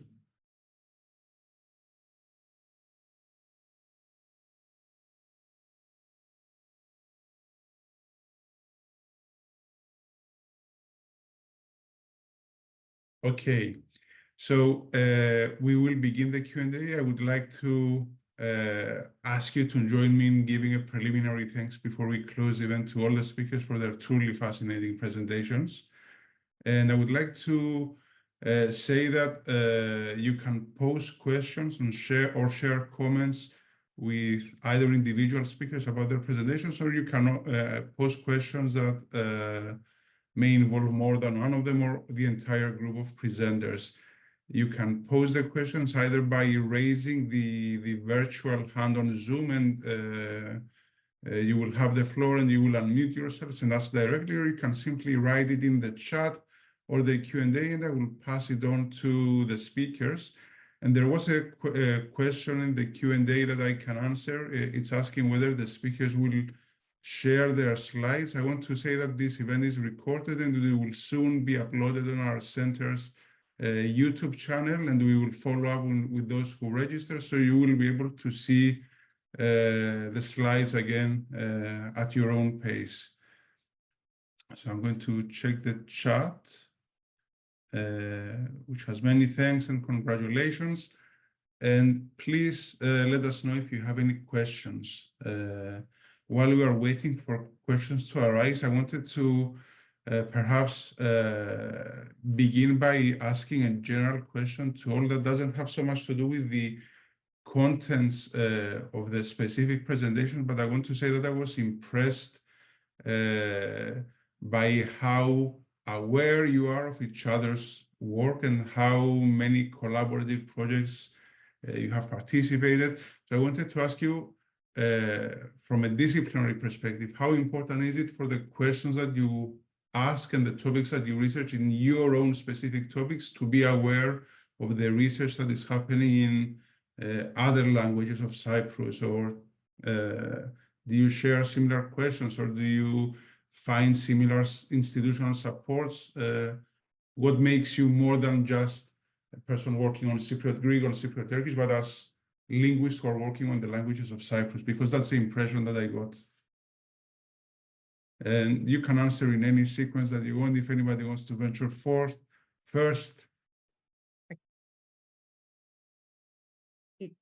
Okay, if I have the... Yes. If I can, okay, if I can say a word. Well, first of all, of course, we are aware of what is happening in the other languages of Cyprus, because we have similar problems. For instance, if we have oral languages, it seems that one of the problems and we have to solve is how to write them. And so we are aware of each other's work. Some of us work together. For instance, I am working with Spiros since many years on the on Cypriot Arabic, and he's working also on Cypriot Greek. So I'm aware of what he has done in the writing of the Cypriot dialect, and he has been working with the team for revising the Cypriot alphabet. But also we are also aware of what is happening in other places of the world, because it is very important that we are aware of what is done in other languages in order to take the lessons from previous efforts to revitalize other languages, or to write other languages, or to standardize other languages.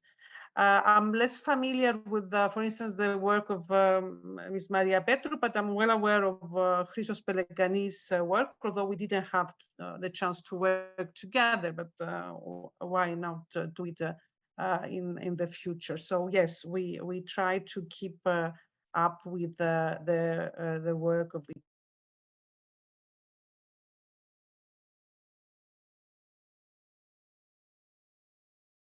Wonderful. Thank you. I don't know if Spiro, I saw you unmuted yourself, if you wanted to add anything. No, I just want to say that I think we're covered by Marilena, exactly what she said. And I see Stavroula Tsipilagou has raised her hand, virtual hand. Stavroula? Yeah. So hi everyone. Good to see you again. Good to see you again, Simon, Ioanna. And thank you all so much for these wonderful, wonderful presentations. I have a question for everybody, really. As Marilena very rightly said, this community of Cypriot linguists is very outward looking, and it's very well informed by current developments in linguistics, social linguistics, applied linguistics, and it all informs to a very great extent, to a crucial extent, what we do about the languages of Cyprus. And we're very, very lucky. We're actually very much privileged to see eye to eye on very many things, on most things actually. I don't think we have any disagreements whatsoever, in fact, about how to handle things. I was wondering if it's the same for the communities that you have all worked with, whether you have this jointly enthusiastic reactions to what you try to do with language maintenance, etc., or whether there are different opinions. This was my question. Maybe we can take it by order in which we heard from the presentations, if you want, so that everybody can share their thoughts. Spiro? Yes. Well, in the case of Cypriot Greek, I'm not trying to preserve it because it's not endangered. But trying to, well, having worked in an online dictionary for Cypriot Greek with Marianna Gatsogiannou, we had to deal with how to write it. So based exactly on the literature, we went out and tried out writing systems with the native speakers, and that was well welcome by the community, and it's now gaining more and more interest and enthusiasm, especially by people who use language creatively. So I can see that our work on dialectal lexicography is becoming something that helps people creatively express themselves with literature. I mean, we've got authors, we've got theater writers. So yeah, I see some benefits to the community in the case of Cypriot Greek. But regarding endangered languages, I participate with Marilena in the efforts to preserve Cypriot Arabic. You've got all kind of reactions. Most of them are enthusiastic. They want to preserve it.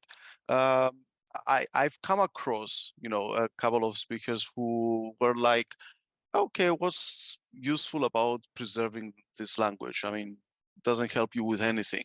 That's their perception of it. So you may get any kind of opinion about the language, but overall, I think they are mostly enthusiastic. Thank you, Spiro. Maria, do you want to offer your thoughts on Stavroula's question? I am actually not very aware of how Turkish Cypriots would see this, because I am a field worker and I am interested in dialects, so the spoken varieties. But I know that, for example, when with the change of generations, some features are getting lost because there is always this change in the language. It's like a natural body who changes, and for this reason, I am, as a field worker and researcher, interested in language documentation. And what we did some last year with some colleagues from Austria, from the university in Austria, we made some language documentation on Cypriot Greek. And we visited some places in North Cyprus, and it is in our plans to continue this documentation so that we keep the basilectic features. And from what I have seen, Greek Cypriots are thrilled when explaining to them that we are doing language documentation, and Turkish Cypriots as well. And in general, because actually my field is Western Thrace Turkish, so the Turkish spoken in Thrace in North Greece, the reactions of the participants were very similar. They all appreciate our interest towards their varieties, and even if sometimes, for example, in Western Thrace, the Turkish minority, they feel inferior, because their dialect doesn't have this prestige like in Cyprus, and still they can appreciate if you talk with them about the richness of dialects. Dialects or varieties are not to be ashamed of talking. They show our identity, our history, and people should be aware of it. That was, thank you. Thank you, Maria. Marilena? Yes, thank you. Well, Spiros has right in that, of course, we are working with quite a big community. I mean, Maronites are almost 5,000 people now. So it's normal that in the community there are different opinions, and sometimes some people may not disagree with some of the decisions which are made with the consent of the community in any way, because this is a collaborative project, which means that we are working with people from the community. We trained them in order to be researchers, and we kind of use them and we work with them. So we never make a decision without the consent of the community. However, because we are also external to the community, and this is important. I mean, neither Spiros nor me, nor the other members, I mean, linguists or didacticians, are members of the community. Sometimes you have to make an effort in order to convince people about what has to be done to help the language. But still, now that I'm working on the Latin and on the Latin and Armenian communities as well, I can see the difference between a community that is overwhelmingly willing to help with the documentation and any action on the language. These are the Maronites who are there every time you need them, and even if they disagree, they care about the preservation of the language. And then the Armenian and the Latin community, not that they are not interested in what we are doing, but they are, let's say, they have reservations and they are not so ready to participate in the effort to document the language, if it's Western Armenian, or record their memories and their experiences from their communities and so on and so forth. So anyway, you have to find the balance. You have to find the balance and try to work with the people, listen to the people, try to understand the difficulties they have sometimes to accept what is proposed to them.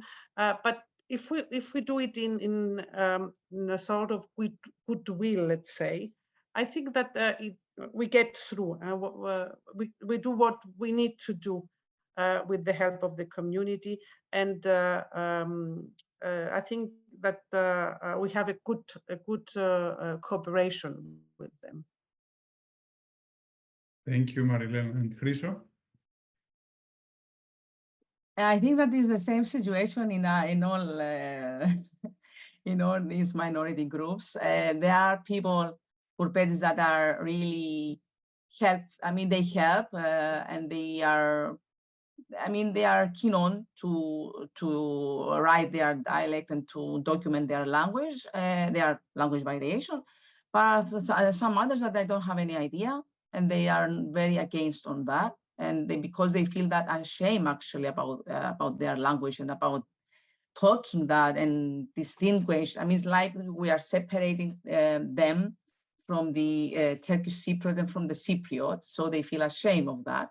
So I think it's very important to make them understand that it's not a shame, as Maria said. It's very good actually to save their identity because it's all about history, about their culture, about their identity is very important.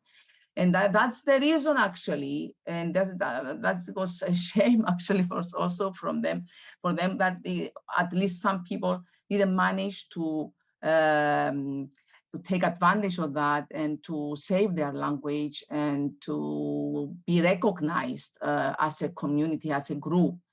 And but because of the lack of education, and unfortunately they are not aware of all of this, and fortunately and because there was invisible, and still they are invisible in Cyprus. The last 10 years are more visible, and people are more interested in working with them, and not linguistically, but socially and historically they are, or in related to education, there are some research made by other colleagues, by Lorenzo Simeu and other colleagues actually, but in related to their education.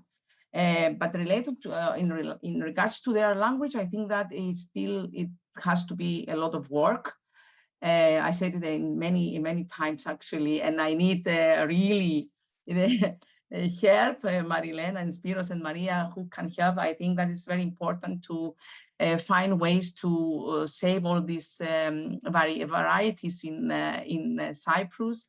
Otherwise, they will be extinct. I mean, we will not be able to save this, and I think it's pity not to have this at least in written form, because if everybody starts talking in the dominant language, otherwise we will lose everything, our culture, the culture things, the history things, all of this. And I think this is the reason that we are here. We are trying as a linguist and researchers to find ways to work together and save the language of our island.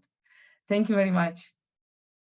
Thank you, everyone, for the answers. So we have plenty of questions coming in the chat, and I see that Alyosha Billenberg has his hand up. I think the two questions in the chat were first, so I will ask them first, and then we'll go to Alyosha Billenberg. So the first question that I see in the chat, there was another one in the Q&A.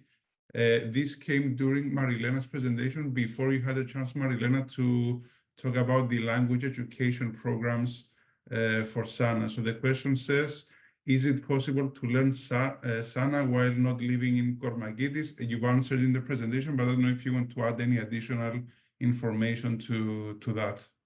Yes. Yes, I would, if I may. I was typing now to answer by writing, but since you asked the question, we had since 2021 we had an online course for members of the community, for Maronite students and young diplomees who were abroad. This was an online course. It was taught for about 3 years. Unfortunately, this year, the course is not taking place. But I think that next year we will have it again. So yes, there is the possibility. Wonderful. So now the questions in the chat before we go to the live question. There is a question for Maria, whether you can give an example of convergence and divergence. There are many examples for convergence and divergence, and spontaneously I am inspired by Spiros. I remember mentioning the word kelle. And for example, if in an in-group communication, so between two Greek Cypriots, if one would say, for example, ponoti kellemu, I have a headache, and the other would say, for example, ponas to kefali su, then this would be a divergence. So the interlocutor changes the register. So from Greek Cypriot, he or she replies in the standard variety, and this immediately shows that this person wants to distance themselves.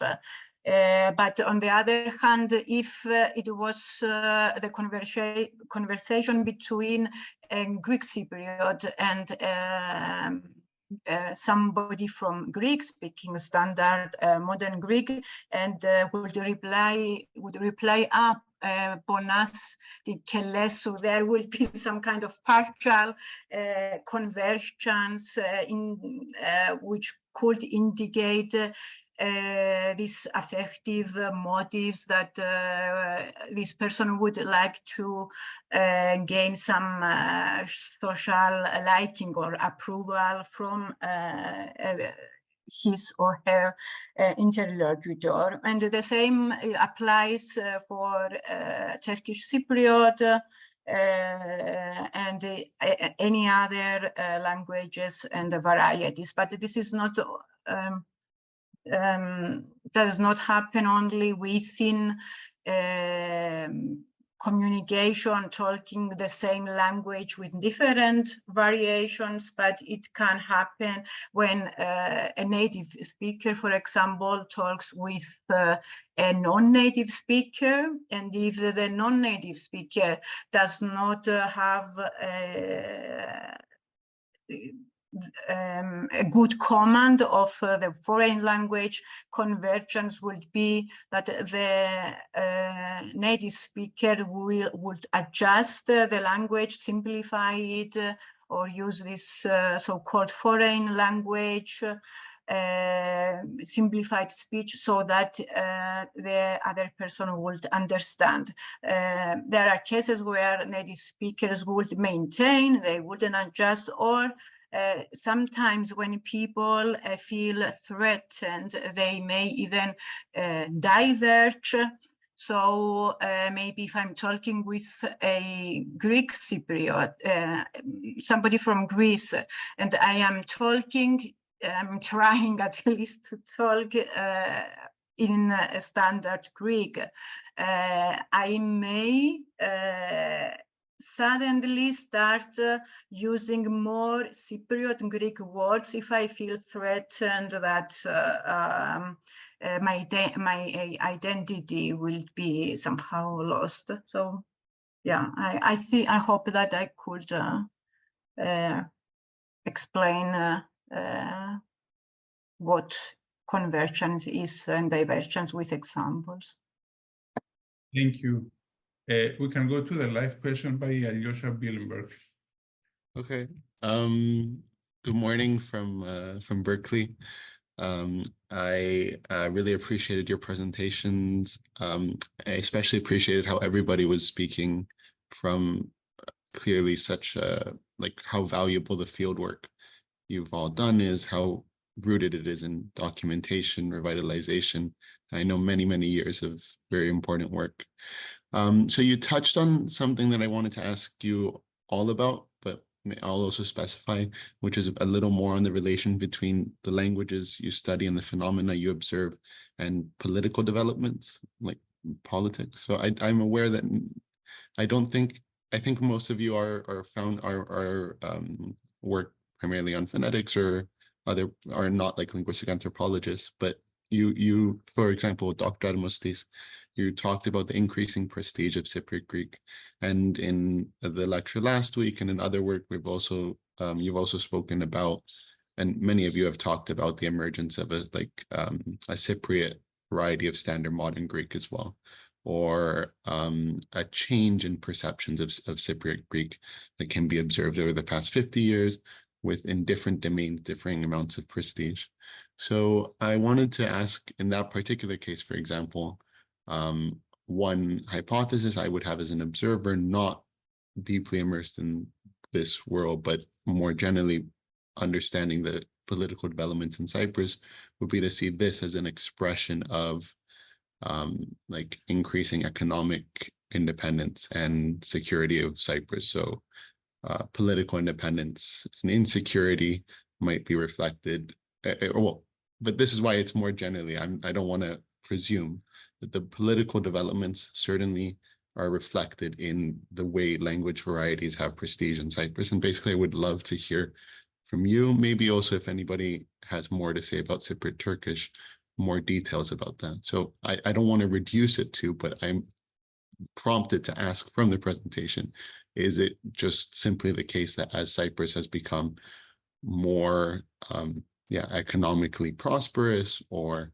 more geopolitically, part of the European Union, more important, is that what leads to the increasing prestige of certain varieties like Cypriot Greek? Is there does it go the other way as well? Does the prestige of certain varieties influence the politics? Can you just comment a little bit on the relationship between the languages that you study, the varieties you study, and the politics of the island? Sure. Marilena Kariolemu has published work on sociolinguistics in Cyprus, same with A Language Archipelago and many other colleagues here tonight. Just a brief comment. The political situation, of course, has direct influence on the status of the language varieties. So for political reasons, social reasons, we perceive ourselves as part of a bigger community, be that the Greek or the Turkish community. We've got what the sociologists call in Cyprus not civic nationalism, but ethnic nationalism. So civic nationalism would have been the case whereby you've got a new state, so everyone thinks they're Cypriot. So that's the civic nationalism. But what we observe actually is ethnic nationalism, which is feeling that you belong to another bigger community that is not within your own state, it's with relevance to another state. That has an influence on how you perceive your own variety to be part of a bigger language. Well, linguistically it is. Cypriot Greek is part of the whole Greek language, but the whole issue of whether it's dialect or not, it's purely political and social. It's a social decision. So from that respect, yes, it does play a role. I would say, though, that being financially prosperous does not play a role in the increased prestige of Cypriot Greek. I would say the reverse. Crisis may make people start questioning institutions. So when you start questioning the institutions and start calling out the corruption in society, you may start using the language that is not used by the institutions. So you are using a language that goes contra to what the institutions use. So not the official language, the everyday language, whatever that may be. In our case, it's Cypriot Greek. So I think the elevated status may be due to this as well. I have a whole theory as to how many factors may have played a role in the increased visibility of Cypriot Greek. It's not just one, but that may be one of the factors.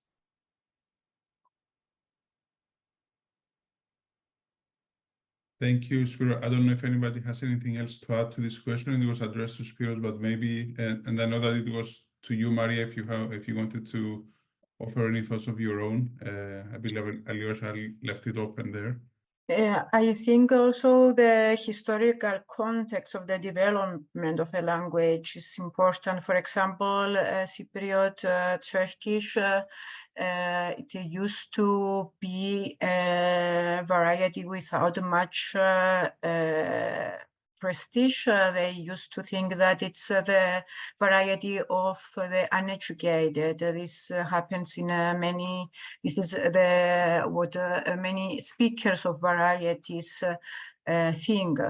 But it was, I believe, due to the fact that when the Turkish settlers came to the island and Turkish Cypriots realized that they have cultural differences, then they wanted to keep their identity, and they kept it through the language. It was a tool to say, I am a Cypriot and not Igual or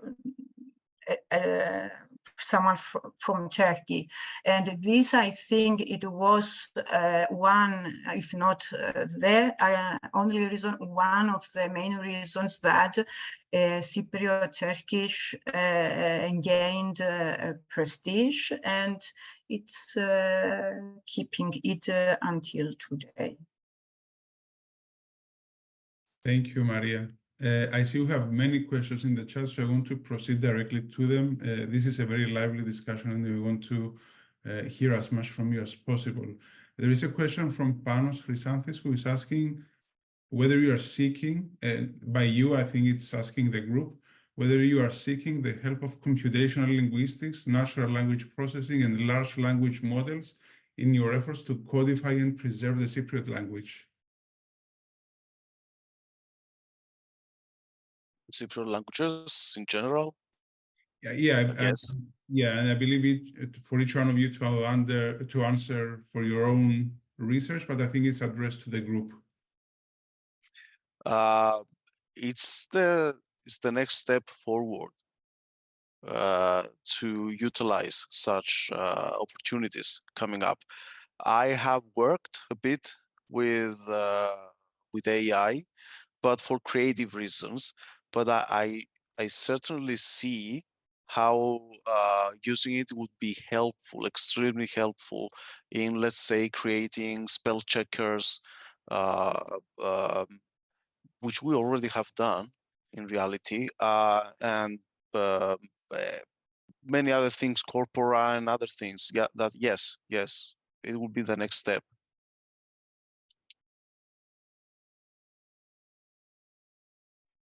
Thank you, Spiro. I don't know if any of the other speakers wants to offer anything before we move. I see Marilena. Yes.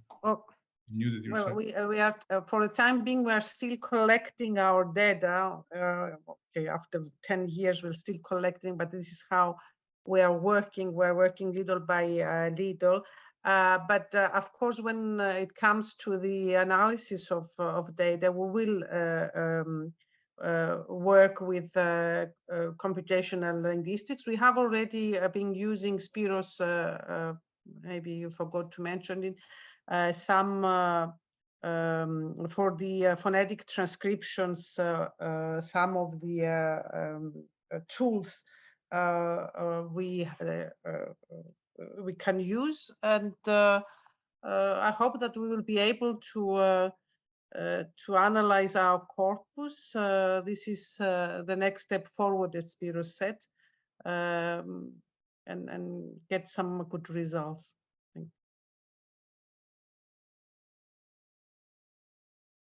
Thank you. I will proceed to the next question, which is asking, this is again for Dr. Petru, who is asking if we have any, and it's from Dimitra Karoula-Briki, who is one of our speakers tomorrow, is asking whether we have any information about other Turkish dialects used in the occupied part. And she's thinking specifically of the illegal settlers that have come from different areas of Turkey.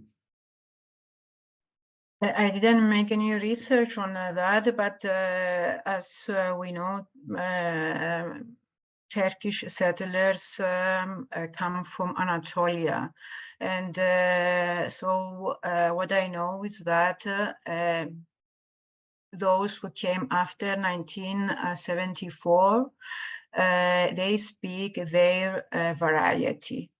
But sometimes, depending on every individual, they try to, when they are talking with Cypriot Turks, they try to adjust, not all of them, but their children, so children of settlers that were born in Cyprus, they speak the Cypriot Turkish dialect. So we see that they converge, or maybe they don't because they are born there, but this is also an indication that Cypriot Turkish has a higher prestige than other Turkish varieties spoken in general in Anatolia or in Balkans, even in the Balkans and in Cyprus. I think this is going to be a very good teaser for tomorrow's presentations with Elena Ioannidou, who has worked on the Greek varieties that Turkish settlers speak in the north, which is very interesting in itself. I will say no more, so teaser for tomorrow. Thank you doubly, Spiro, for the teaser for tomorrow. There is another question, which is again for the entire group, and it's from Thalia Chrysanthis, who is asking that you have all mentioned a lot about the connection of language with history. Over the course of your linguistic studies, have you learned new aspects of the history of Cyprus that are less well documented?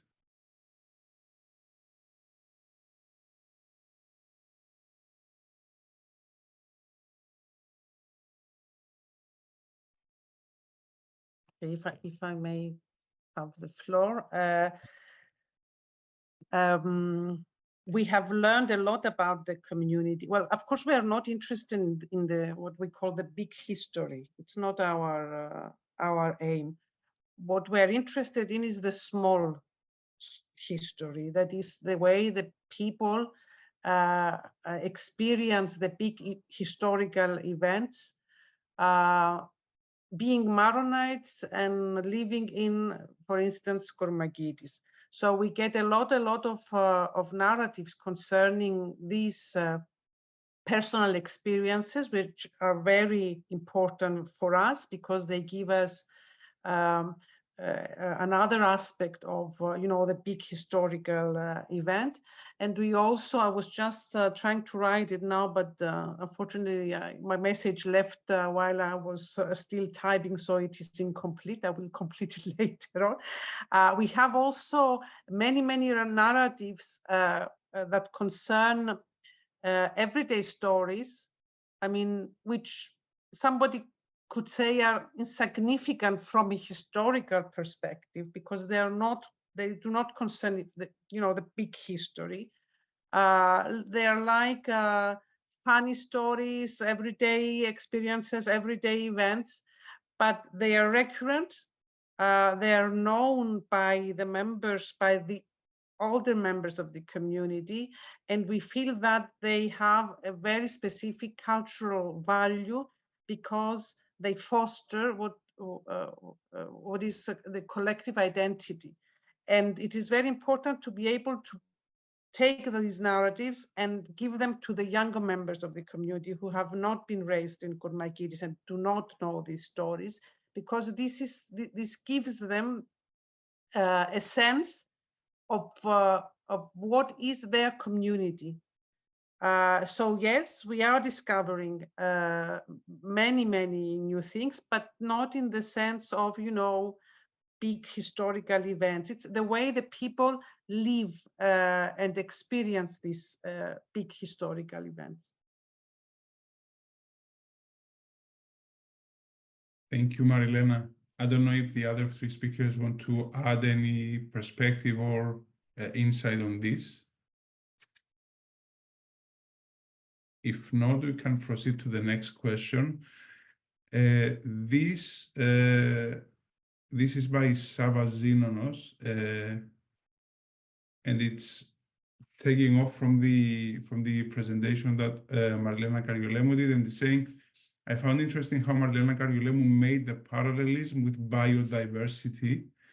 I have heard that in Australia, Aboriginal people are asked about their abundant knowledge on nature, properties of herbs and plants, and so on, that is found in their languages so that it helps contemporary diseases. Is there anything similar to be discovered in all these linguistic variations of Cyprus, hidden parts of history or habits, or even forgotten relationships to nature or rituals? Yes. I think, okay,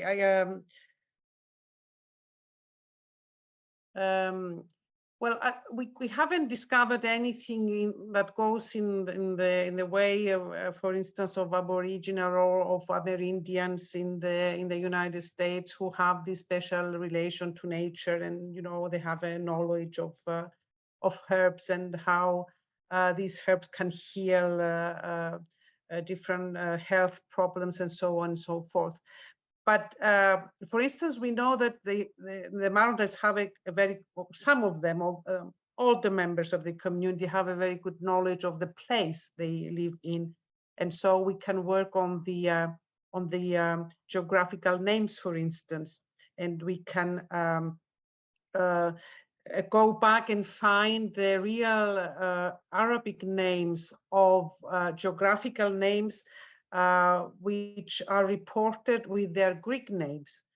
For instance, if you take a look in the gazetteer of toponymia, of Cyprus toponymia, you will find many of the places in Kurmakidis in their Greek translations, whereas when you ask the people of Kurmakidis, they can give you the real Arabic names. So yes, we get some some knowledge which is not registered about the area in this aspect, in the aspect of geographical names. I may add, what may emerge as surprising is the lack of vocabulary regarding, for instance, in the case of Cypriot Arabic, the sea. So we're talking about Kurmakidis, which is a village very close to the sea, but they only have the word for sea in Cypriot Arabic, bahr, and they don't have the word for fish or to fish or boat or anything else. So that's peculiar. So it's something about nature, but the lack of connection with that aspect that emerged as interesting. So what are the words that they use to refer to these subjects? Are they taken from Cypriot Greek? Cypriot Greek? Mm-hmm. So they will use the word psari for fish in their sentences. Okay. But still, that says something about the lack of fishing in Kormagidis, because the coastal areas there are not very they're windy, and they're, I don't know if they're fit for fishing, but yes, they don't have any word for fish. They use the word psari, for instance. Thank you. There is a question by Eric Karula that I think it might have more to do about the aspects to preserve endangered languages. Eric is saying and then asking, there are similar efforts in Scotland to preserve Scots, Doric, and Scottish Gaelic. They're essentially spread through changing their image through media, mainly Outlander, written by a non-native speaker of Gaelic, and they're adapted online, Duolingo, Learn Gaelic, and lots of other resources. Will this ever be possible for Cypriot languages, especially for those which are severely endangered? So this might be a question more for Marilena and Riso. Yes, well, this is what we call image planning in language planning. We are doing that. I don't know if you saw, I think it was last year, some spots on the national broadcasting on RIC. I have one with me. If you want, I could show you about the language, about Sana language, and these spots were exactly done in order to raise awareness about the language, because, well, many among the Cypriots do not even know that this language exists. I mean, when you tell them about Cypriot Maronite or Cypriot Arabic or Sana, they completely ignore what this language is. So raising awareness is a very important tool to try and deconstruct all the negative ideological mechanisms that relate to language, and they downgrade the use of a minority or endangered language. And you have to do it not only within the Cypriot society in general, but in the Maronite society as well, because they have to know the value of their language.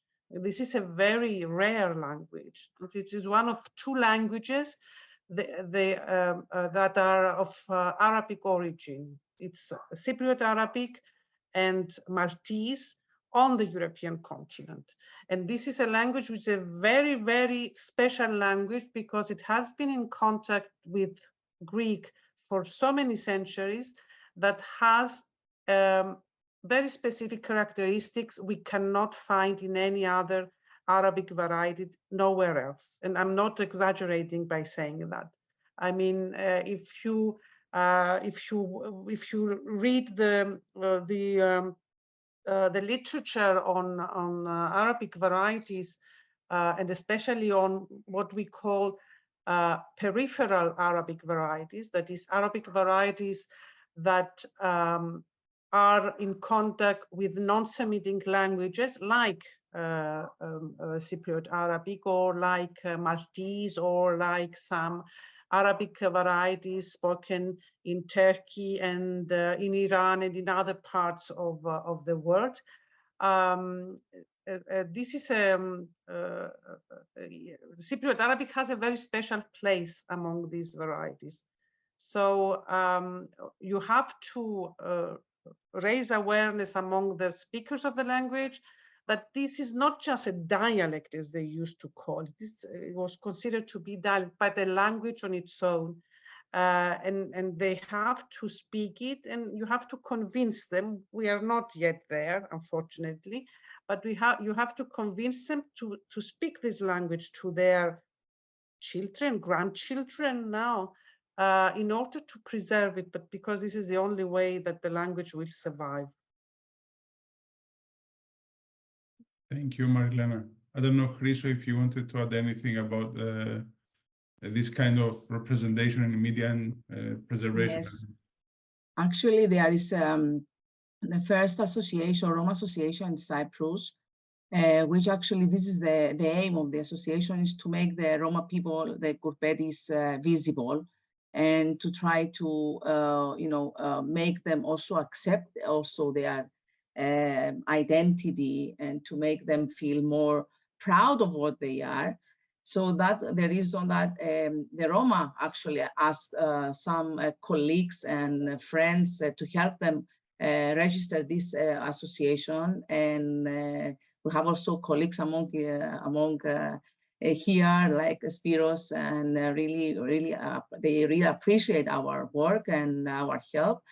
And so a Roma association helps very much for the image of the Roma, and not only they help them actually to have more to be more included in the Cypriot society, but also in this part to be more visible. Also, what I noticed that some other researchers and also the media and they wrote, and some reporters also try to bring more visibility to this community. I can share with you some articles that are written actually related to Roma. I can send you some links. And for example, in Politis, a very good friend, actually, Maria, wrote about the Roma, about their education, actually, which is very good. So it's like the so-called Roma μια όρατη κοινότητα στην Κύπρο, so the one invisible community in Cyprus there. And it was a very nice, actually, action of Maria Franco to publish this kind of article. And not only this, and some videos, actually, I can share with you my screen to see some reporters, they go to their place, and actually they were very open, and it was, I was surprised, actually. They wanted also to talk about themselves, and here are one of them. I think it's good. It's a good way. Φροντίζω το χώρο μου με αλφα μέγα προσφορές. Αλφα μέγα, 2 ρολά κουζίνας, 2 επί 400 γραμμάρια, μόνο 2,49. Αλφα μέγα, υγρό καθαριστικό. Okay.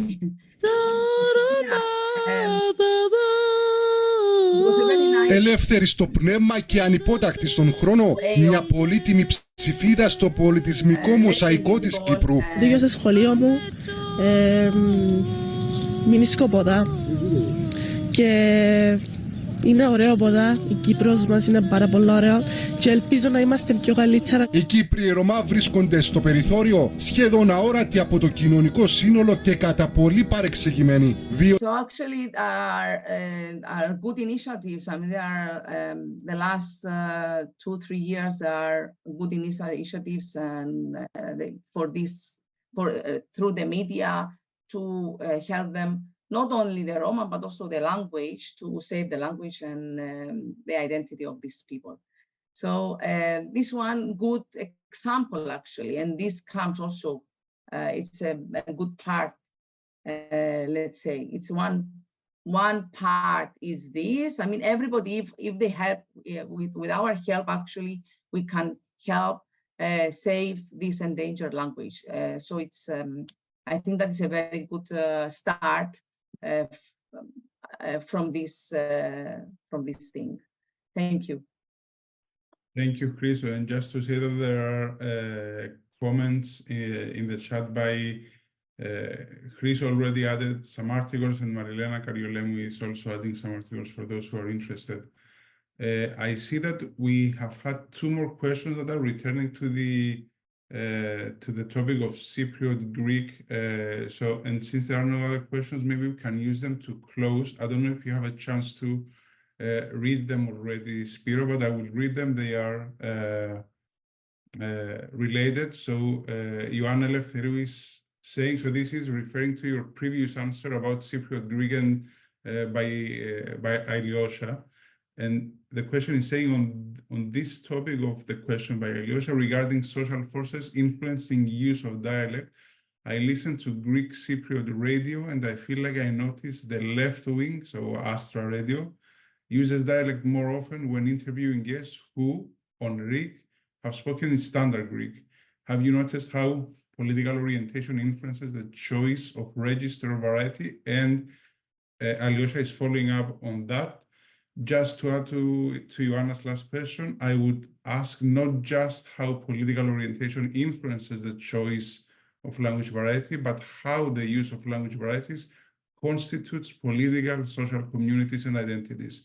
So I wouldn't say there are like small questions, there are big questions, but maybe it's good to close with a big topic.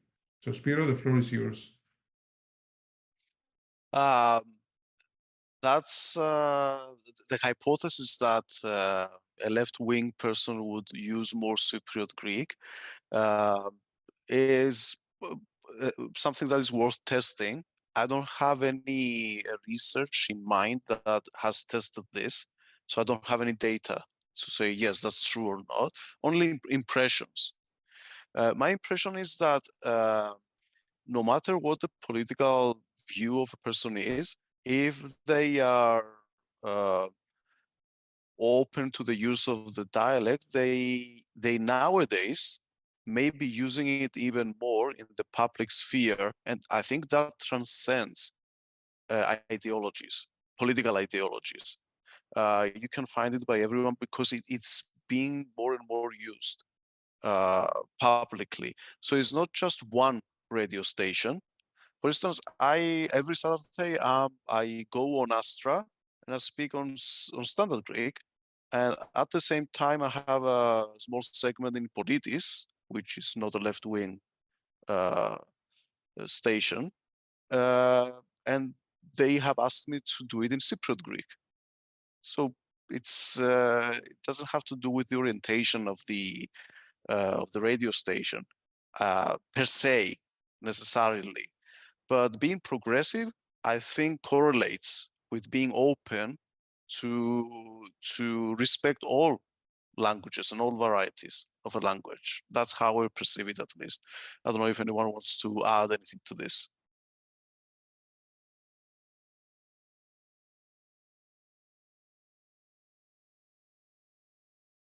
Or maybe they feel covered by your response, Spiro.